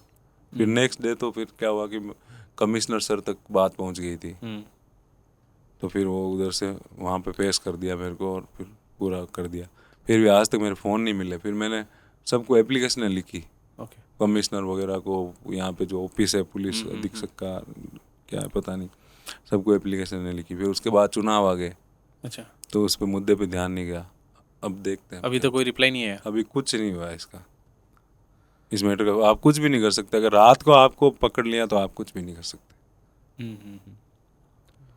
सुबह वो माफ़ी मांग लेंगे, कुछ भी कर लेंगे कि भाई हमसे पता नहीं था हमसे, लेकिन आप रात को कुछ नहीं कर सकते। तो रीजन क्या दिया गया था पकड़ने में? उसमें जहाँ आपसे साइन कराए वहाँ क्या रीजन था, क्यों पकड़ा आपको? कि ये कर रहे थे, बहस कर रहे थे ऑन ड्यूटी ऑफिसर से यार, ये वो यही रीज़न होते हैं। तो उनके पास पुलिस वाले आए थे या आप गए थे बहस करने का? वो खुद ही तो आए थे। हमारे पास आए थे वो तो, हाँ। वो तो उनकी ड्यूटी होती है, वो तो घूमते रहते हैं ना। तो यहाँ कहीं ना कहीं पावर का गलत यूज किया गया। बहुत गलती हुई, मेरे को तब समझ में आया। फिर मेरे को फिर है ना बहुत सा पुलिस से वो भी हो गया कि हाँ क्या कुछ भी कर सकते हैं, ये डर सा लगने लग गया। ये वीडियो फिर अभी मैंने अच्छे पुलिस वालों से मिला मैं, तब मेरे को लगा कि हर समाज में हर चीज़ों के 2 पहलू होते हैं, अच्छे लोग भी होते हैं, बुरे लोग भी होते हैं। कब कौन सा टकरा जाए बस उस पर डिपेंड करता है अपना ये नजरिया। वीडियो अगर वो देख रहे हो तो देख रहे हैं तो देख रहे हैं भाई, आपने बहुत मोबाइल परेशान फोन दे किया दो है। बहुत परेशान। हाँ, और मेरा मोबाइल फ़ोन दे दो, उसमें मेरे ना 100 गाने हैं, मेरे 1 साल की मेहनत है। मेरा मोबाइल गया उससे कोई मतलब नहीं, मेरे 100 कंपोजिशन ऐसी है जो मैंने भूल चुका हूँ वो, तो और उनको मैंने पासवर्ड थोड़ी करके पता उनमें थे? हैं उनको कुछ नहीं password- था। उसके बाद स्विच ऑफ आया था मोबाइल, उसके बाद कभी ऑन नहीं अगर हुआ। उन्होंने फॉर्मेट कर दिया हो तो? पता नहीं जो भी हुआ हो, लेकिन अगर मेरा मोबाइल मेरे पास आ जाएगा तो पता नहीं को क्या कैसा म्यूजिक मिल जाए राजस्थान को, या मेरे को नहीं पता। मेरे 100 प्लस कंपोजिशन थी, 1 या 1.5 साल की मेरी मेहनत थी उसमें। मैं क्या, जब भी मेरे गाना दिमाग में आता है या कंपोजिशन दिमाग में आती है, मैं वो वॉइस मेमो खोलता हूँ, उसमें रिकॉर्ड कर लेता हूँ। अब वो फिर मैं परमानेंट तो याद नहीं रख सकता। मेरे को जब भी कभी गाना बनाना हो तो मैं वॉइस मेमो खोलता हूँ, उसमें से कंपोजिशन देखता हूँ, फिर बनाता हूँ। और वो सारी 1 साल की चीज़ें चली गई यार। और उसमें जो मेरा माँ वाला गाना था, जो मैंने सबसे पहले उसी फ़ोन में रिकॉर्ड किया था, वो भी उसी में पड़ा है। वो बहुत मेरे करीब वाली चीज़ थी, वो भी चली गई उसमें। चलो, अगर आप देख रहे हो तो प्लीज वो गाने दे दो वापिस। हाँ, चलो कोई मेरे ना, को इस और बात कुछ को नहीं। यहीं रखते फिर हैं। मैंने उनसे है ना पर्सनली बंदे भेज के भी उनसे बात की थी हम्म, कि आपके पास अगर मोबाइल हो तो हम आपको जो आपको चाहिए हम दे देंगे, लेकिन उन्होंने मना ही कर दिया कि नहीं है मेरे पास मोबाइल। और मेरी प्रशासन से भी कोई अच्छे ओहदे पे या जो भी हैं, अगर ऐसा कोई आप देख रहे हो इस वीडियो को, तो मेरी हेल्प करो इस मामले में। जयपुर पुलिस हाँ, के लिए मैं थोड़ा सा ये ये मैं अब शर्मसार। मेरे को मोबाइल मिले ना मिले इससे वो महत्व नहीं है, लेकिन किसी और का मोबाइल नहीं घूमे, वो ज़्यादा ज़रूरी है। चलो ठीक है। एक जैसे अपन बात करते हैं, आपके सॉन्ग्स पे व्यूज जल्दी जल्दी आते हैं, तो लोग ऐसे बोलते नहीं है कि ये प्रमोशन लगा के व्यूज लेके आता है, इसका अरे वायरल हो मेरे गया। पास अभी कम से कम है ना 10 फोन आ चुके हैं अभी इस गाने को लेके, क्योंकि ये कितने 3 4 7 5 दिन में 5 मिलियंस क्रॉस कर 5 गया। 6 दिन में मिलियन क्रॉस कर गया। अभी तो कितना 1.3 मिलियन हो गया। हाँ। मेरे पास 6 7 फोन आ गए। वैसे मैं DND रखता हूँ तो वैसे तो आते रहते हैं, मैं इतना नूटा तो नहीं हूँ। लेकिन ये रहा भाई, जिसको भी ऐसा लगता है कि मैं पेड प्रमोशन करवाता हूँ या करता हूँ या कुछ भी व्यूज आते हैं, कैमरा जूम कर दो भाई इस पे। इसमें पता चलेगा ये यूट्यूब रिकमेंडेशन से आ रखे हैं। देखो 7,95,000 किससे आ रखे हैं? यूट्यूब रिकमेंडेशन से। सर्च कितना हुआ देखो, यूट्यूब सर्च से व्यूज कितना है? ये 2 लाख स्क्रीनशॉट में स्क्रीन पे 2,58,000 2,60,000 लोगों ने तो यूट्यूब पे सर्च किया है गाना, और सर्च करके देखना है। और एक्सटर्नल व्यूज हैं 1,62,000 जो हम इंस्टाग्राम पे स्टोरीज वगैरह लगाते हैं वो। तो फिर कहाँ है फेक, बताओ। तो प्रूफ आप देख लेना और डाउट क्लियर कर लेना। मैं शुरुआत से मेरी स्ट्रेटजी यही है। फिर मैंने उनको मैं जो फ़ोन आ रहे थे ना कि भाई प्रमोशन में, मैं उनको ये जवाब दिया कि कल को अगर मैं खुद तुमको बोलूँ ना कि मैं प्रमोशन से व्यूज़ लेके आता हूँ, तब भी तुम ये मानना कि मैं झूठ बोल रहा हूँ तुम्हें बेवकूफ़ बनाने के लिए। मैं कभी नहीं करूँगा अपने इस परमेन वाले चैनल पे प्रमोशन, नहीं करूँगा कभी प्रमोशन या फेक व्यूज़ या ऐसा कुछ कभी नहीं करूँगा। मेरे उनसे फ़र्क नहीं पड़ता। मेरे पहले वाला गाने को 30,000 जनों ने देखा, रोम रोम में राम राम, तो फिर मेरे को फ़र्क पड़ता तो मैं उसको 1 मिलियन टका देता ना। सही है। मेरे को नहीं फ़र्क पड़ता इन चीज़ों से। ये जैसे ही आप सॉन्ग अपलोड करते हो, उस दिन आपके कैसा रहता है रिएक्शन, मतलब लाइव जाने वाला उस टाइम कंडीशन, जैसे आज लॉन्च है इस टाइम मेरे ऐसा हुआ है कि आज तक के गानों में लास्ट पॉइंट पे चीज़ें मिलती है। मैं ऑडियो भी लास्ट पॉइंट पे करूँगा, वीडियो मेरा लास्ट पॉइंट पे हो रहा होता है कि अब 1 घंटे में वो निकालना है, लाइव करना है गाने को, और इधर गाने की एडिटिंग चल रही है, नाम लिख रहे हैं हम ये सीन होता है हमारे, बहुत रश होता है और सो भी नहीं पाते। जिस दिन कल रिलीज है तो आज अपन सो नहीं सकते। टेंशन रहती है? हाँ, टेंशन नहीं रहती, टेंशन कुछ नहीं रहती है, खुशी रहती है, मतलब काम कर रहे होते हैं। ओके। हाँ, टेंशन तो लेते ही नहीं है। ये जो मेरा फर्स्ट पॉडकास्ट गया था, हाँ, हमारा सेम कंडीशन थी। हम सुबह के 4 साढ़े 4 बजे तक एडिट कर रहे थे, हाँ। 6 बजे जाके मैंने अपलोड लेकिन किया। ऐसा मत करना इस वाले पॉडकास्ट में, एकदम परफेक्टली कट लगा के अच्छे से एडिट करना भाई, ठीक है? भले एक दिन लेट डाल देना, कोई फर्क नहीं। नॉर्मल एडिटर 6 बजे चला जाता है, भाई साहब 4:30 बजे से 5 बजे तक एडिट कर रहे हैं। बहुत मतलब special thank you for this. मेरे वाला अच्छा करना भाई, एडिटर भाई अच्छा करना ओके। भले एक दिन लेट कर देना। तो परमेन भाई, आप अपनी वीडियो खुद देखते हैं तो आपको कैसा लगता है और आप उस टाइम क्या सोचते हैं? देखो, हम जब गाना बनाते हैं ओके। तो मैं खुद ही म्यूजिक प्रोड्यूसर हूँ, मैं खुद म्यूजिक करता हूँ, तो मैं बनाते बनाते कम से कम उसको 500 से 1000 बार के बीच में मैं ऑडियो को ऑलरेडी सुन चुका होता हूँ जब तक रिलीज होगा, और वीडियो को हम कम से कम 100 बार देख चुके होते हैं। अच्छा, तो उस क्योंकि हम टाइम उसको क्रिएट करते हैं तो हमको ये होता है कि इसमें ये सही है, इसने ऐसे एंगल लिया, ऐसे नहीं लिया। ऑडियो में ये सोचता हूँ इसमें ये ड्रम हो जाता है, इसमें ये हो जाती चीज़, इसमें हर ये बार इफेक्ट कुछ ना लग कुछ जाता है। गलतियाँ निकलती है ना। हाँ, तो वो चीज़ें बहुत सारी मतलब प्री प्रोडक्शन में बहुत सारी चीज़ें हो जाती है उससे रिलेटेड, गाने से रिलेटेड। उसके बाद जब गाना आता है तो हम उसको उस तरीके से कभी नहीं देख सकते जैसे एक आम लोग देखते हैं, या फिर आप जैसे हमारे प्रोडक्शन में नहीं हो, तो आप जिस फील से, जिस अनुभव से आप देखोगे, उस अनुभव से हम कभी नहीं देख सकते। क्योंकि जब भी हम उसको देखेंगे, हमको उसकी कमियां दिखेगी उस गाने की, कि यार काश इसमें यहाँ पे ऐसे थोड़ा ऐसा कर लिया होता, काश म्यूजिक में ऐसी ये चीज़ डाल दी होती। तो हमारे वो प्री प्रोडक्शन चलता है जब भी हम गाने को वापस देखते हैं। अभी भी मैं मेरा गाना देखूंगा वापस, तो मैं उसमें ये सोचता हूँ कि यार ये एंगल इधर नहीं लेके यार उधर ले लेता, मैं ऐसे ले लेता, ये ऐसे शूट कर लेता। तो वो चीज़ें चलती है, मैं वो ऐसे नहीं देख सकता जैसे आप फील करके, आपको इमोशन दिख रहे हैं उस गाने में, आपको सिर्फ वो इमोशनल वोकल सुनना ही दे रही है कि भाई ये शब्द कह रहा है, हमको वो कुछ सारा ब्लैंक पड़ जाता है, और वो चीज़ें चलती है हमारे दिमाग में। चलिए ठीक है। लेकिन अब जैसे मैं माँ वाला गाना जो शूट किए हुए भी काफ़ी टाइम हो गया, ठीक है, तो फिर मैंने एक दिन क्या किया, मैं जा रहा था कहीं, या तो मेरा शोज था या फिर कहीं जा रहा था गाँव, तब मैंने वो गाना लगाया पहली, मैंने कहा आज सुनते हैं। तब मेरे को जितना गाना उस दिन वो फील हुआ, 1.5 साल बाद की बात है गाना रिलीज होने के बाद, तब मेरे को पहली बार ऐसा महसूस हुआ कि भाई लोग इस गाने में क्या सुनते हैं। क्योंकि मैं वो काफ़ी चीज़ें ब्लर हो चुकी थी जो बनाया था, और 1.5 साल बाद में मैंने गाड़ी में चलाते हुए वो गाना प्ले हो गया या प्ले लिस्ट में, तब मेरे को वो पहली बार ऐसा फील हुआ कि मेरे गाने में ऐसी चीज़ें फील करते हैं गाने में, गाना सुन के। क्यों आपके लिरिक्स डीपली होते हैं, फील डीप फील वाले होते हैं? हाँ, मतलब मेरे को नहीं पता, लेकिन वो ज़्यादा जो देखने वाले वो ज़्यादा समझा सकते हैं इस चीज़ को। आपने किस किस आर्टिस्ट के साथ काम किया है और आपका फेवरेट कौन है? देखो यहाँ पे राजस्थान में तो ऑलमोस्ट सबके साथ में कहीं ना कहीं कैसे डायरेक्ट और इनडायरेक्ट तरीके से मैंने काम किया है। और बॉलीवुड में भी मैंने थोड़े से जो अच्छे आर्टिस्ट हैं उनके साथ मैं कनेक्शन में हूँ। और सलीम मर्चेंट, सलीम सुलेमान वगैरह, उनके साथ उनके जो लेबल है मर्चेंट रिकॉर्ड्स, उसके लिए भी मैंने काम किया है। और मेरे फेवरेट वाला सिस्टम नहीं है मेरी लाइफ में। नहीं, जो आपके दिल के ज़्यादा पास हो। इंडिया में एक ही आर्टिस्ट है भाई, वो है अरिजीत सिंह। उसका मुकाबला कोई नहीं कर सकता कभी भी। हो सकता है कि भविष्य में कोई आपको ना कोई मौका आ जाए। मिले उनके साथ काम करने का तो आप करेंगे? हाँ, मेरा सपना है काम। क्यों, हर आर्टिस्ट, इंडिया का हर आर्टिस्ट उनके साथ काम करना चाह रहा है भाई। आपकी जर्नी में सबसे इम्पोर्टेंट लेसन जिनसे आपने कुछ सीखा हो? हर रोज कुछ ना कुछ सीखते हैं अपन। एक छोटी चीज़ की भी उतनी इम्पोर्टेंस है जितना एक बड़ा कोई कांड हो जाए ज़िंदगी में उससे सीखते हैं। तो हर रोज़ अपने को सीखना पड़ता है। हर रोज़ नए लोग मिलते हैं, नए दिमाग मिलते हैं, अलग टाइप की माथा फोड़ी। ज़िंदगी में 2-3 चीज़ें ये कंटिन्यू, हाथा जोड़ी, माथा फोड़ी, ये चलती भागा रहेगी। दौड़ी, ये ज़िंदगी में जब तक चल रही है तब तक अच्छा है, तब आपका तक काम चल नहीं रहा तो बोरिंग हो जाएगी। है। हाँ, तो ये चीज़ें रोज़ नई मुसीबत आती है, रोज़ नई। ओके। सोशल मीडिया ट्रेंड्स कितने इम्पोर्टेंट है आपके कंटेंट क्रिएशन के लिए? आप कैसे डिसाइड करते हैं कौन से ट्रेंड फॉलो करने हैं? मेरा ट्रेंड से कोई मतलब नहीं है।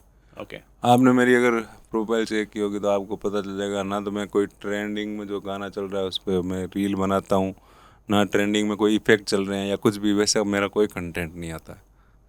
मैं अपना गाना डालता हूँ, उस गाने से रिलेटेड रीलें डालता हूँ, या फिर वो ऑन वॉइस वाले जो शेर व शायरी में जब गाना नहीं आ रहे होते तब वो चीज़ें डाल देता हूँ। ओके। जो मेरे को लगता है कि हाँ, मैं मोस्टली मैं गाड़ी में बैठा रहता हूँ। जब मैं कोई भी क्रिएटिव, मेरा माइंड एक्टिव होता है ना, तो मैं मेरी गाड़ी एक साइड में लगाता हूँ रोड के पास में, उसमें बैठ के मैं सोचता रहता हूँ ये मतलब चीज़ें। आपका सबसे ज़्यादा दिमाग गाड़ी में ही चलता है? हाँ, सबसे ज़्यादा।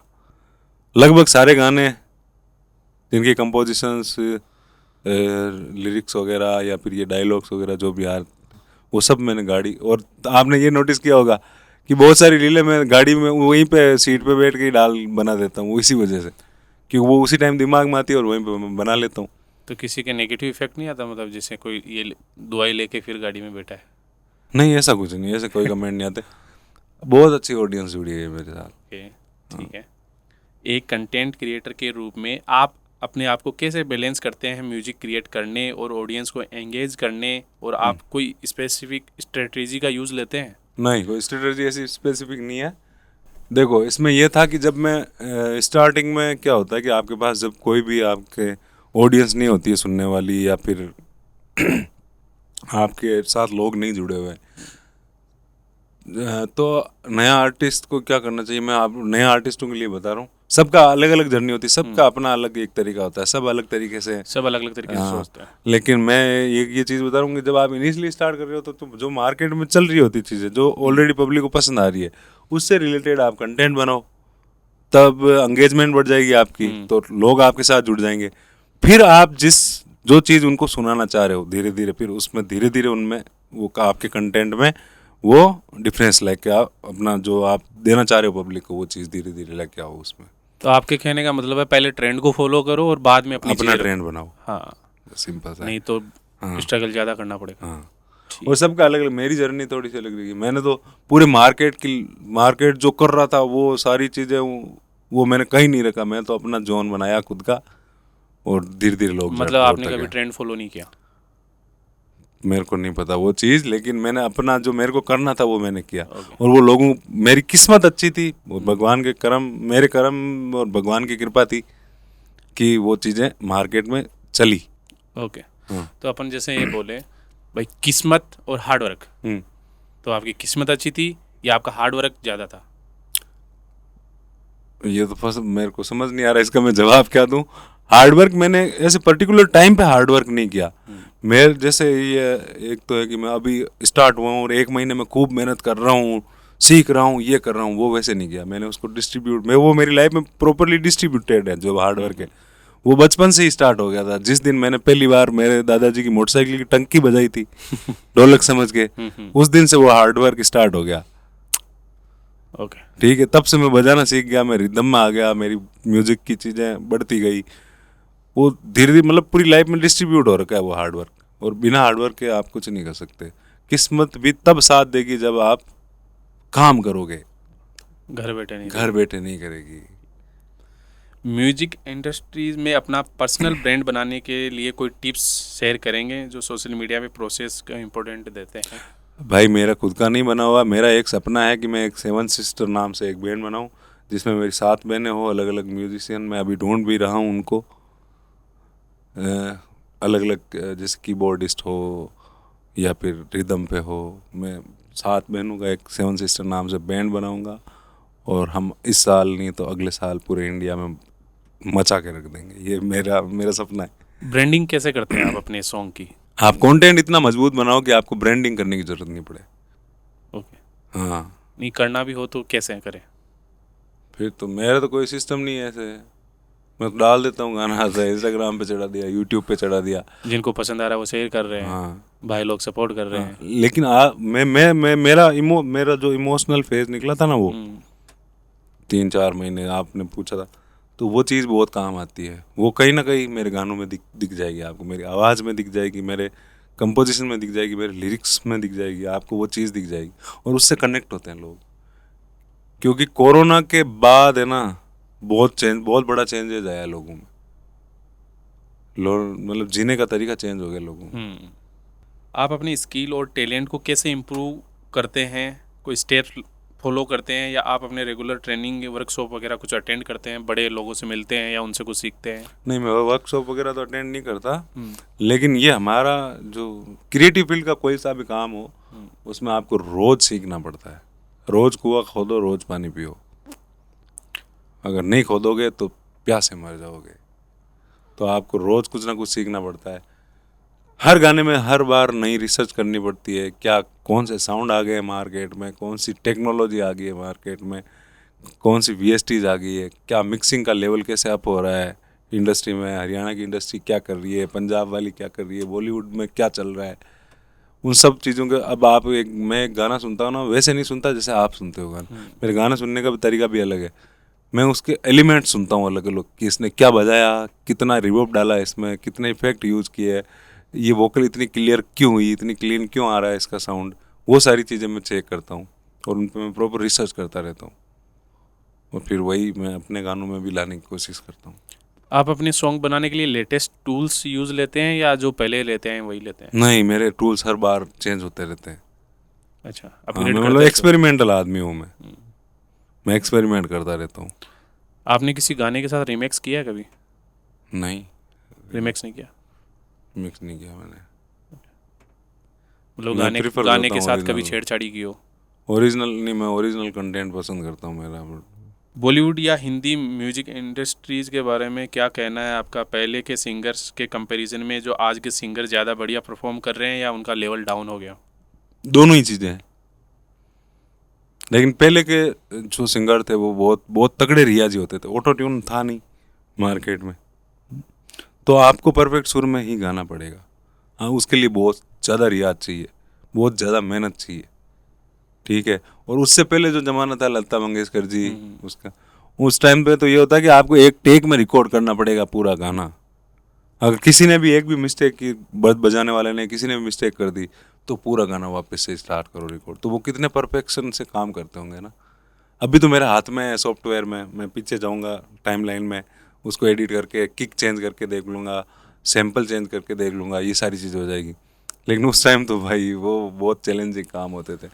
मतलब उनके जैसा तो मेरे हिसाब से अब तो 10% ही नहीं है।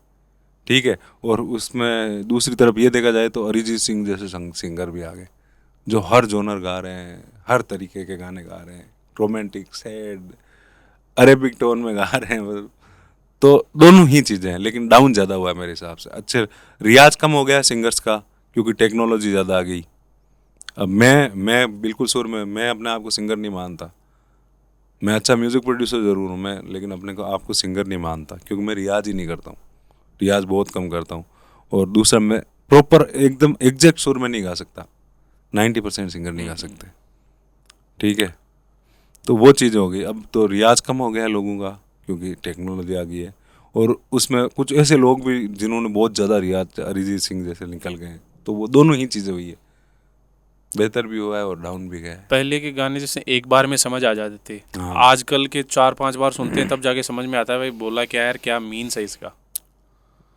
पहले डायरेक्ट, और देखो वो सारी मतलब सेमी क्लासिकल कंपोजिशन होती थी पहले। पहले जैसी कंपोजिशन भी नहीं है अभी मार्केट में। अभी देखा तो सब गाने सिमिलर से लगते हैं, ये इससे मिल रहा है, ये इससे मिल रहा है। पहले वाले कोई भी गाने उठा के देख लो, सबकी अलग कंपोजिशन, अलग वाइब होगी। तो क्योंकि वो जो म्यूज़िक कंपोजर थे उनको रागों का, क्लासिकल म्यूजिक का अच्छा खासा नॉलेज होता था। राग बेस्ड वो इतनी कैची, मतलब माइंड में हिट करने वाली इतनी कैची धुन बना लेते थे कि आप गाने को एक बार सुनो और आप फिर दिन भर उसी को ही गुनगुनाओगे। सही है। हाँ, तो वो ज्ञान के नहीं, मामले में पसंद बहुत। आते हैं काफ़ी लोग, मतलब अभी भी वो लोग गाने सुनना पसंद करते हैं। अभी भी 90s क्या के। बहुत, मैं खुद सुनता हूँ। 90s से भी पहले की बात कर रहा हूँ मैं। वो गाने ऐसे हैं उस टाइम के बनाए हुए, जब तक ये पृथ्वी रहेगी ना, जब तक सुने जाएंगे। वो गाने सुने जाएंगे। तो एक मतलब बात करते हैं, आप जैसे म्यूजिक के अलावा और क्या क्या हॉबीज़ है, आप क्या क्या करना पसंद करते हैं, किस में इंटरेस्ट रखते हैं? म्यूजिक के अलावा मैं तीरंदाजी मेरी थी जब मैं स्कूल में था। मैंने स्टेट खेला हुआ था आर्चरी में, ये था। और मेरी हॉबीज, मैं स्विमिंग वगैरह कर लेता हूँ जब भी ऐसा। ओके। एक और कोई क्वेश्चन विशेष था, नहीं है। ये इंस्टाग्राम से आया है। इसरार भाई के साथ गाने कब कर रहे हो और आजकल उनके साथ दिखते नहीं हो, इसका कोई रीज़न? इसरार भाई के साथ वो तो पता चल जाएगा 2-4 दिन में। अभी ये पॉडकास्ट जब तक रिलीज होगा तब तक शायद कोई रील आ जाएगी मार्केट में, तो पता चल जाएगा लोगों को कि भाई हम। लोगों के हाँ। ये सोचने लग जाते हैं इनके बीच कोई बात हो गई या ऐसे वैसे। आप कभी जापान गए हो? नहीं।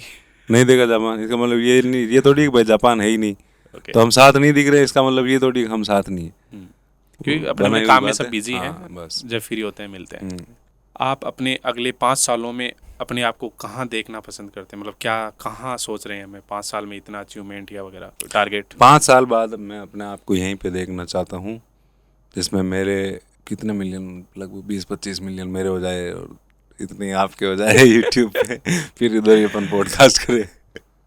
ओके। हाँ। पैसों के लिए आपके पास कॉल आते हैं, भाई इतने पैसे चाहिए, अर्जेंट है वगैरह है? भाई तुम्हारे पास नहीं आते? आते। तो फिर वहीं से मैं क्या करता हूँ कि मतलब जब वो कम पैसे कैसे टैकल करते हो? मैं बता रहा हूँ। मैं क्या करता हूँ, जब वो कम पैसे मांगते तब मैं उनको वो पैसे दे देता हूँ, फिर वापस नहीं मांगता हूँ। ठीक है। तो अगली बार वो फोन नहीं करते। जो ज़्यादा मांगते हैं, ज़्यादा मांगते हैं उनको, हाँ? जो ज़्यादा मांगते हैं उनको उनको फिर टरका देता हूँ। जब वो ज़्यादा से वो धीरे धीरे कम पे आ जाते हैं कि यार इतने तो दे दे, इतने की ज़रूरत है, तो फिर मैं कम दे देता हूँ।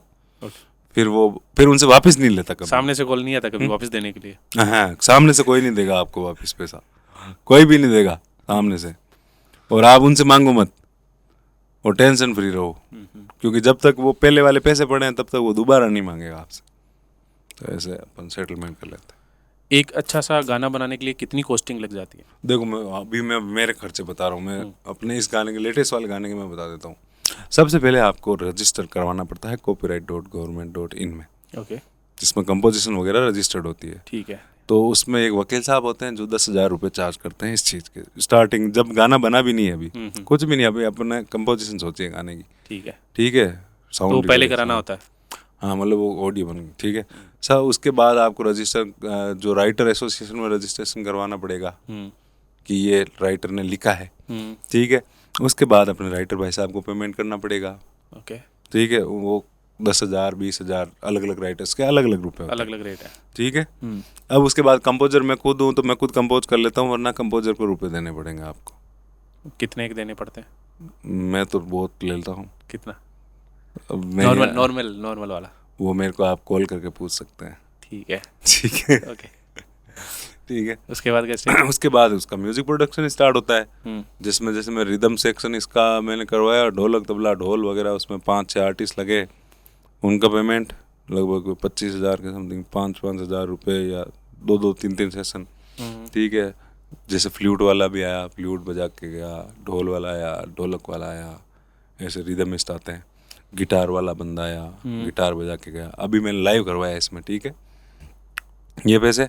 इसके बाद में जो मेरा म्यूज़िक प्रोडक्शन, जो मैंने बाकी चीज़ें की म्यूज़िक में, उसका मेरा कोई पैसा नहीं लगता, वो मेरा बच जाता है, ठीक है। लेकिन आप करवाओगे तो आपका लगेगा, फिर मैं नहीं करूँगा। ठीक है। उसके बाद जब पूरा गाना बन जाता है तो मिक्स मास्टर के लिए जाता है, जो डी चंदू भाई साहब हैं यहाँ के, हरियाणा के सबसे अच्छा मिक्स मास्टर करते हैं, उनके पास जाता है। तो वो 25,000 रुपये चार्ज करते हैं मिक्स मास्टर की। ये तो ऑडियो कॉस्टिंग होगी, जबकि मेरा स्टूडियो है, मैं हूँ, फिर भी मेरे इतनी कॉस्टिंग आ जाती है। उसके बाद आता है वीडियो प्रोडक्शन। वीडियो प्रोडक्शन में खूब सारे पैसे लगते हैं। जैसे हमने ये इसकी लोकेशन रखी थी हमने जैसलमेर से भी आगे 70-80 किलोमीटर, कुड़ी। अच्छा, कुड़ी में, जहाँ पे ये दौरे थे जो आप लोगों ने हारे के सारे में देखे थे, वहाँ तक पहुँचते पहुँचते हमारी गाड़ियाँ 5 गाड़ियाँ पहुँची ना, तो 1,10,000 तो सिर्फ तेल में खर्च हो गए वहाँ तक पहुँचते पहुँचते, यहाँ से वहाँ तक। ये तो इतना तो हमारा आने जाने का खर्चा था, तेल, ठीक है। उसके बाद जैसे हम 4 बंदे पहले ही चले गए थे, तो 4 बंदों का स्टे वगैरह ये करके 30 से 1,000 रुपये हमने रेकी की, पूरी लोकेशन वगैरह की, तो 30 से 1,000 रुपये तो ये हमने पहले ही इन पे खर्च हो गए। फिर उसके बाद हुआ कि ये हमारे लाइटिंग कैमरे के सेटअप पूरा यहाँ से लेके जाते हो? हाँ, यहाँ से गया, वहाँ तो कुछ नहीं है, पूरा सेटअप यहीं से जाता है। लाइटिंग वगैरह, क्रेन्स, ये ट्रैक ट्रॉली वगैरह, ठीक है। डे लाइट, नाइट में अगर करते हैं तो नाइट की लाइट अलग, इसमें नाइट का था नहीं इतना, तो हमने RGB से काम निकाल लिया था। तो लाइटिंग और लाइट मैन वगैरह इनका खर्चा 50,000 रुपये, ठीक है, एक दिन का। अगर दूसरे दिन बढ़ गया तो बढ़ जाएगा आपका, दूसरे दिन शूट कर दिया तो, ठीक है। लाइटिंग और कैमरा वगैरह ये आ गया, इसमें कम लगा था हमारे, क्योंकि हमारी बड़ी लाइट से हमने रात को शूट नहीं किया, ये हो गया। उसके बाद आप 30 बंदे हो और वहाँ पे हो, रेगिस्तान में हो, ठीक है। आपको खाना लेना भी, अगर खाना अच्छा आपको चाहिए तो आपको 70 किलोमीटर जाना पड़ेगा, वहाँ से पैक करवा के लाना पड़ेगा। और वहाँ के गांव वाले, जो अभी मैं क्या, मेरे को सही नहीं लग रहा बोलते हुए, लेकिन वो मौके का फ़ायदा उठाते हैं। अब उनका उठाना जायज़ भी है, क्योंकि वहाँ पे एक ही काम है उनका, वो टूरिज़्म। ना तो उनके वहाँ पे फसलें होती है, ना और कोई काम काज है वहाँ पे, तो वो जो टूरिस्ट आते हैं उन्हीं से ही पैसा कमाते हैं। तो वो जो हमको सिंपल खाना देते थे 30 जनों को, बिल्कुल बिना घी की रोटी, और वो भी जली पली, और एक दाल और एक और सब्जी। और शुरुआत में बात तो उन्होंने बोली थी कि हम ये रायता और सलाद भी देंगे, लेकिन उन्होंने दिया नहीं था, ठीक है। इसके 30 बंदूक है, हमसे एक टाइम के 6,000 रुपये चार्ज कर रहे थे। पर प्लेट कितना हो गया ये? 200 रुपये। अच्छा, सिंपल खाने का। सिंपल खाने के। ओके। ठीक है, तो ये एक दिन का खाने का खर्चा कितना हुआ? 12,000 रुपये। हाँ, ठीक है, और सुबह नाश्ता था, वो अलग है। हाँ, उसके 4-5 हज़ार रुपये, मतलब 4-5 नहीं, 3,000 या कुछ 3500 रुपये ऐसा वो नाश्ते का ले तो लो। सूट कितने दिन रहा? हैं, सूट रहा मतलब 2.5 दिन, अच्छा, टीम पूरी 2.5 दिन रही, तो 40-50 हज़ार रुपये तो खाने के हो गए। देख लो। फिर उसके बाद हमने स्टे किया, तो वहाँ पे वो एक लास्ट गांव है। अब उस गांव में क्या है कि सारे ये बने हुए हैं, रिजॉर्ट नहीं होते वो जो डेजर्ट वाले, झोपड़ी वाले। झोंपड़ी वाले, वो वैसे बने हुए। और उसमें अच्छी होटल एक ही थी जो प्रॉपर होटल की तरह बनी हुई थी, वो एक ही थी। अब उनकी मोनोपोली चल रही है वहाँ पे, उन्होंने जो रेट फिक्स कर दिया वो रेट है। क्या रेट होगी एक कमरे की? ये कमरे के 3-4 हज़ार रुपये नॉर्मल? हाँ। फिर कोई हमने सुविधाएं जान वगैरह? पहचान लगा के थोड़ी बहुत तो कम करवाई हमने। हम्म, अब मोनोपोली, अब वहाँ पे तो आपके पास ऑप्शन नहीं है, आप क्या करोगे बताओ। सही है। ठीक है, तो कुछ को तो हमने इधर एक दूसरी शिफ्ट में होटल में शिफ्ट किया, और कुछ को हमने दूसरी होटल में रखा, तो होटल्स वगैरह खर्चे आ गए। ठीक है, उसके बाद तिजारा भाई और ये जो आर्टिस्ट है, आर्टिस्ट को कैसे रहता है? कमीशन बेस रहता है, फिक्स में रहता है? ये आर्टिस्ट मैं कोई भी डिस्क्लोज नहीं आर्टिस्ट करना होगा? चाहूँगा, सबके साथ अलग डील होती है। Okay. मैं ये इस बारे में मैं बात नहीं करना ठीक चाहूँगा, है, कोई बात नहीं। लेकिन हाँ, ज़्यादातर जैसे निकू बन्ना है, हाँ, कोई ज़्यादातर भी। आर्टिस्ट को अपन हायर कर लेते हैं वैसे पैसे देके। अब निकू बन्ना है, उनको उनको वो उनका ये सीन, आप जो दो वो ठीक है, तो कभी कभार तो मैं देता भी नहीं हूँ, और कभी कभार मैं अच्छा दे उनका देता पर डे हूँ। सूट के हिसाब से रहता है कैसे? हाँ, पर डे, सबका पर डे शूट के हिसाब से रहता है। कि और भी गर्ल्स वगैरह हायर करनी रहती है हाँ, वगैरह सारा? सबका पर डे। ठीक है। तो एक ठीक ठाक सॉन्ग का क्या बजट लेके चले? 4-5 ये लाख या ज़्यादा भी चला जाता है? ये गाना मेरे 5 लाख के बाहर पड़ा था। ओके। हाँ, जबकि मेरा खुद का प्रोडक्शन था, मेरे खुद के बंदे थे, मेरी एडिटिंग थी, मेरी टीम थी, फिर भी 5 लाख रुपए के बाहर तो जैसे पड़ा ये था। गाना 1 मिलियन क्रॉस हो जाता है, तो उससे कितनी रेवेन्यू मिल जाती है? 1 मिलियन पे बनता है लगभग 30 से 35 हज़ार रुपये। अच्छा, YouTube सिंगर्स के से। इतना ही बनता है? अदर कैटेगरी यूट्यूब में से डायरेक्ट। नहीं, अदर कैटेगरी के हिसाब से मिलता है ना वो तो? हाँ, हाँ। तो म्यूजिक फील्ड में इतना ही मिलता है, 30-35 नहीं हज़ार? ऐसा कुछ नहीं है, अगर मेरा अच्छी जगह पे गाना प्लेस हो रहा है तो वो रेवेन्यू अच्छा हो जाएगा। बहुत सारी चीज़ें डिपेंड करती है, अगर फेस्टिवल सीजन चल रहा है तो रेवेन्यू अप हो जाएगा। रेट ज़्यादा आते हैं। हाँ, बस वही चीज़। ठीक है। एक दोस्त कैसा होना चाहिए और आपके दोस्त कैसे हैं? मेरे सारे दोस्त अच्छे होते हैं, अच्छे होते हैं क्या मतलब अच्छे हैं। ठीक है, मैं मानता हूँ कि एक दोस्त ऐसा होना चाहिए कि वो अगर आपका सबसे बड़ा दुश्मन बन जाए, सबसे बड़ा दुश्मन बन जाए आपका, वो फिर भी कोई अच्छी हरकत नहीं करे। ठीक है, इज्जत मतलब के बाद। हाँ, वो दोस्त ऐसा होना चाहिए कि सबसे बड़ा दुश्मन है ना, तो आपको प्राउड फील हो रहा है कि भाई ये मेरा सबसे बड़ा दुश्मन है। ठीक है। डिग्निटी मेंटेन, मर्दों वाला सिस्टम होना चाहिए एकदम। वो ये अपनी नहीं कि अगर दुश्मन बन गया तो फिर पोल खोलना पोल चालू कर। खोलने, ये नहीं होनी चाहिए। तो दोस्ती करने से पहले इस बात का आप जरूर ध्यान दें। आपके पास एक कार थी अमेज, वो आजकल दिख नहीं रही है, क्या हुआ? या तो आपने बेच दी या कहीं ये छुपा दी? आप फालतू की चीजें निकाल के लेके आ गए हो, गलत है। अमेज का किस्सा भी बहुत खतरनाक है, मैं उनका नाम नहीं लेना चाहूँगा। मैं कहीं पे गया था, कोई छोटा सा इवेंट था, उस इवेंट में गया था मैं। ओके। तो वहाँ पे बाहर जो कार रोकी, रोक के मैं गया 100 मीटर गया, पीछे से लाके भड़ाम किसी ने तोड़ दी वो कार। तो आप अकेले थे उस फिर टाइम? मैं उधर ही छोड़ के आ गया।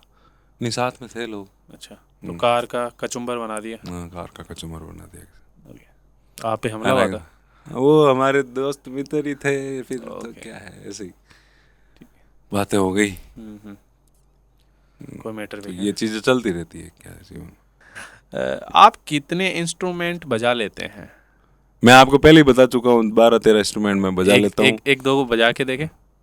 अभी यहाँ पे कौन सा इंस्ट्रूमेंट होगा? ये लो, मेरी टैबलेट आपके सामने, इसमें आज ही डाउनलोड किया आपके अरे लिए यार। इंस्ट्रूमेंट। ये लो। जियो श्रेड। या क्या? जियो तो श्रेड। आप सुनिए लाइव इंस्ट्रूमेंट। कौन सा गाना? कुछ जो भी आपका फेवरेट है, 2-3।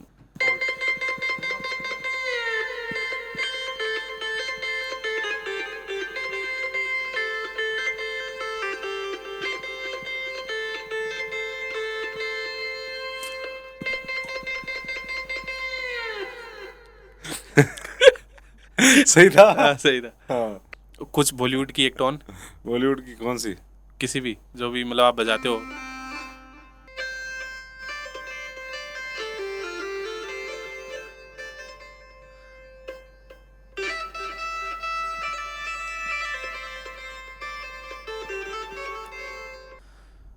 आप अपने फैंस को क्या मैसेज देना चाहेंगे जो आपको इतना प्यार और सपोर्ट देते हैं?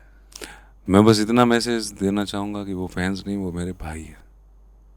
बहनें भी हैं। वो हैं, बहनें भी हैं। हाँ भाई हैं, बहन है, तो उनका बनता है प्यार और सपोर्ट। ऐसे ही प्यार सपोर्ट बना है, हाँ थोड़ा बहुत मुझे भी देते रहे। हाँ सही है। ये लो ये लो। जब आप सॉन्ग नहीं कर रहे होते हैं तो इंस्टाग्राम पे आपकी बहुत सारी शायरी, शेरो शायरी रहती है। हाँ तो अपन रैपिड फायर क्वेश्चन में क्या रखेंगे, कुछ मैं आपको वर्ड दूंगा, उन पे आपको शेरो शायरी करनी है। ओके, ठीक है, तो आप रेडी हैं? या Okay. एब्सोल्युटली। तो पहले आप माँ पे सुनाइए। ठीक है।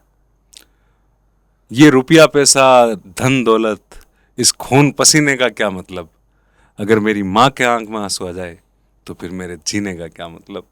वाह वाह वाह। वो गाना लगा देना, मेरा पहला पहला प्यार मेरी भाई, इसके पीछे। आप शेयर कर देना। ठीक है, ठीक है। ओके। राजस्थानी कल्चर पे कि सरलता मुझे श्रृंगार से ज्यादा सच्ची लगती है। मैं राजस्थान से हूँ, मुझे मर्यादा अच्छी लगती है। हाँ ये ताव थोड़ा सा। सही है। ठीक है। ठीक है। पापा। पापा इस भरी धूप में सुबह से शाम करते हैं, कैसे चैन से बैठ जाऊं मैं, मेरे पापा अब भी काम करते हैं। ये बहुत दिल के पास है। हाँ। ठीक है। 4 हाँ। नंबर, अच्छे लोग बुरे लोग। अच्छे लोग बुरे लोग। Okay. जागो उठो और चल दो, अपने हौसलों को बल दो, अगर कोई अच्छा मिले तो साथ ले लो, और अगर कोई बुरा मिले तो कुचल दो। सिंपल सा नियम है जीवन का। उठो जागो चल दो, चल दो, अच्छा मिले। अपने हौसलों को बल दो। ओके। हाँ, कोई अच्छा मिले तो साथ ले लो, और बुरा मिले तो कुचल चल दो। दो और फिर ही रहो, मौज करो, मस्त रहो। हाँ। 5 नंबर, आपका फेवरेट बेटी। हाँ, बेटी पे मेरी रील वायरल हुई थी, वो बहुत खूब, उस पर 2-3 लाख रीलें बन गई उस ऑडियो पे। वही मैं सुना रहा हूँ कि सोने की स्याही से मेरी किस्मत की लकीर खींच दी, मैंने तो बेटी मांगी थी गाना से, उन्होंने अपनी राधा भेज दी। बहुत ये प्यारी बहुत लाइन है। बहुत बहुत तगड़ी वायरल हुई थी, बहुत। हाँ, काफी लोगों को बहुत पसंद आ रही है, और इस पे अपनी अपनी बेटियों के साथ रील बनाई थी सब। अब मैं सोच रहा हूँ कि बेटी पे मैं एक गाना लेके आ जाऊँ, बहुत बढ़िया सा। Coming soon. हाँ, कमिंग सून। कमिंग सून मेरा 6-7 महीने निकल जाते हैं। हाँ, ये सही है। नहीं, हम करेंगे आपको अंगुली कर करके हाँ जल्दी से जल्दी। बिल्कुल, आपकी उंगली के साथ ही मैं बोल रहा हूँ 6-7 महीने, वरना साल भर होता। ओके। अपना नेक्स्ट रैपिड फायर में रहेगा हम्म। एक ऐसा गाना जो आप सुनना बंद नहीं कर सकते। तुझ संग मेरे लगाया ऐसा रहना में फिर अपने। ओके। ये वाला। आप सिंगर नहीं होते तो क्या होते? अगर मैं सिंगर नहीं होता तो मैं या तो सिविल इंजीनियर होता, और मोस्ट प्रोबेबली मैं किसान होता, क्योंकि मेरे को वो चीज़ बहुत पसंद है।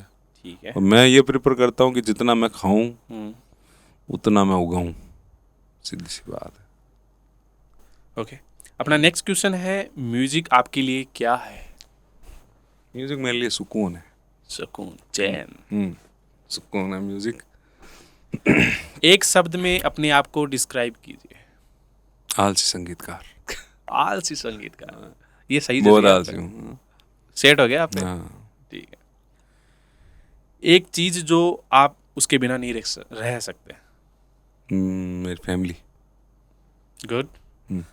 आप प्रैक्टिकल आदमी हैं या इमोशनल? दोनों के बीच का। Emotional plus practical. हाँ, प्रैक्टिकल तो आपको होना ही पड़ता है, वो आपकी मजबूरी है। इमोशनल आप होते हो। रात को काम करना पसंद है या दिन में? मैं 5 बजे सोता हूँ सुबह, और 12-1 बजे उठता हूँ। अपना यह शेड्यूल फिक्स है। आपका निकनेम? मेरा निकनेम तो परू है घर पे। अच्छा, पूरा नेम क्या है आपका? मेरा परमेंद्र। आपको जानते? परमेंद्र बेरा। और पमसा की कर्ण। अरे यार, मेरे दोस्त पमसा बोलते हैं मेरे को, है ना। तो वहीं से आए हैं। मोस्ट ऑफ दोस्त जो है वो पमसा बोलते हैं। आपके साथ कभी ऐसा हुआ है जो कोई फैन मोमेंट आपको जिंदगी भर याद रहेगा, कोई ऐसा इंसिडेंट हो गया हो आपके साथ कभी? हाँ, मैं था इसरार और हमारी टीम थी, हमारा शो था वहाँ पे जोधपुर केन कॉलेज में। अच्छा। तो वहाँ पे क्या हुआ कि हमने वो माँ वाला गाना परफॉर्म कर रहे थे, ठीक है। हाँ। तो मेरे लिए अनएक्सपेक्टेड था कि भाई एक वहाँ पे केन कॉलेज में कर रहे थे जोधपुर। तो एक एक वहाँ की बच्चियाँ जो भी थी, एक एक बच्चे को वो गाना याद था, अच्छा। ठीक है। तो मैंने क्या किया कि मैं क्या भूल जाता हूँ, है ना, तो मैं लास्ट वाला अंतरे की लाइन भूल गया, ठीक है। तो फिर मैं दिमाग वहाँ पे दौड़ा कि अपन क्या करते हैं, इनसे ही पूछ लेते हैं कि अगली लाइन कौन सी है। अच्छा। क्योंकि वहाँ पे मैं नया नया था, नया नया स्टेज शेयर कर रहा था, ठीक है। तो वो चीज़ें निकल जाती दिमाग में नर्वसनेस की वजह से। तो फिर मैंने जो सेकंड अंतरा था वो भूल गया, तो मैंने सामने माइक किया और जो पूरी कॉलेज ने मिलके जो वो लाइन गाई है ना, यादगार मस्त, पल बन गया वो वो। यादगार पल बन गया। ओके। वो फिर मैंने वीडियो भी डाला था उस टाइम पे शायद। आप अपने फैन से मिलते हैं तो क्या रिएक्शन रहते हैं उनके? फैन नहीं होते, मेरे भाई होते हैं। उनको तो वो ज़्यादातर तो ये सरप्राइज होता है कि मतलब इतना नॉर्मल, मेरी लिविंग लाइफ स्टाइल बहुत नॉर्मल है ना। मैं नीचे ही बैठ जाऊंगा, कहीं पे भी मिल लूंगा, कहीं पे भी कुछ भी। तो वो थोड़ा उनको वो लगता है कि हाँ ये तो अपने में से निकला हुआ है। मैं कभी फालतू की वो शोबाजी नहीं करता। मैं जो हूँ मैं हूँ। मैं गलत हूँ तो अभी मैं यही हूँ, मैं सही हूँ तो अभी मैं यही हूँ, लेकिन मैं जो हूँ वो मैं हूँ। कोई आपका बिगेस्ट ड्रीम जो आप शेयर करना चाहें? भाई मेरे को मतलब ये मेरा ड्रीम है, सपना है। भाई मेरा सपना ये है, जैसे पंजाब इंडस्ट्री ने बॉलीवुड वगैरह को इन्फ्लुएंस किया ना, वैसे राजस्थान की इंडस्ट्री करे। तो वो हम आप में देख और रहे हैं।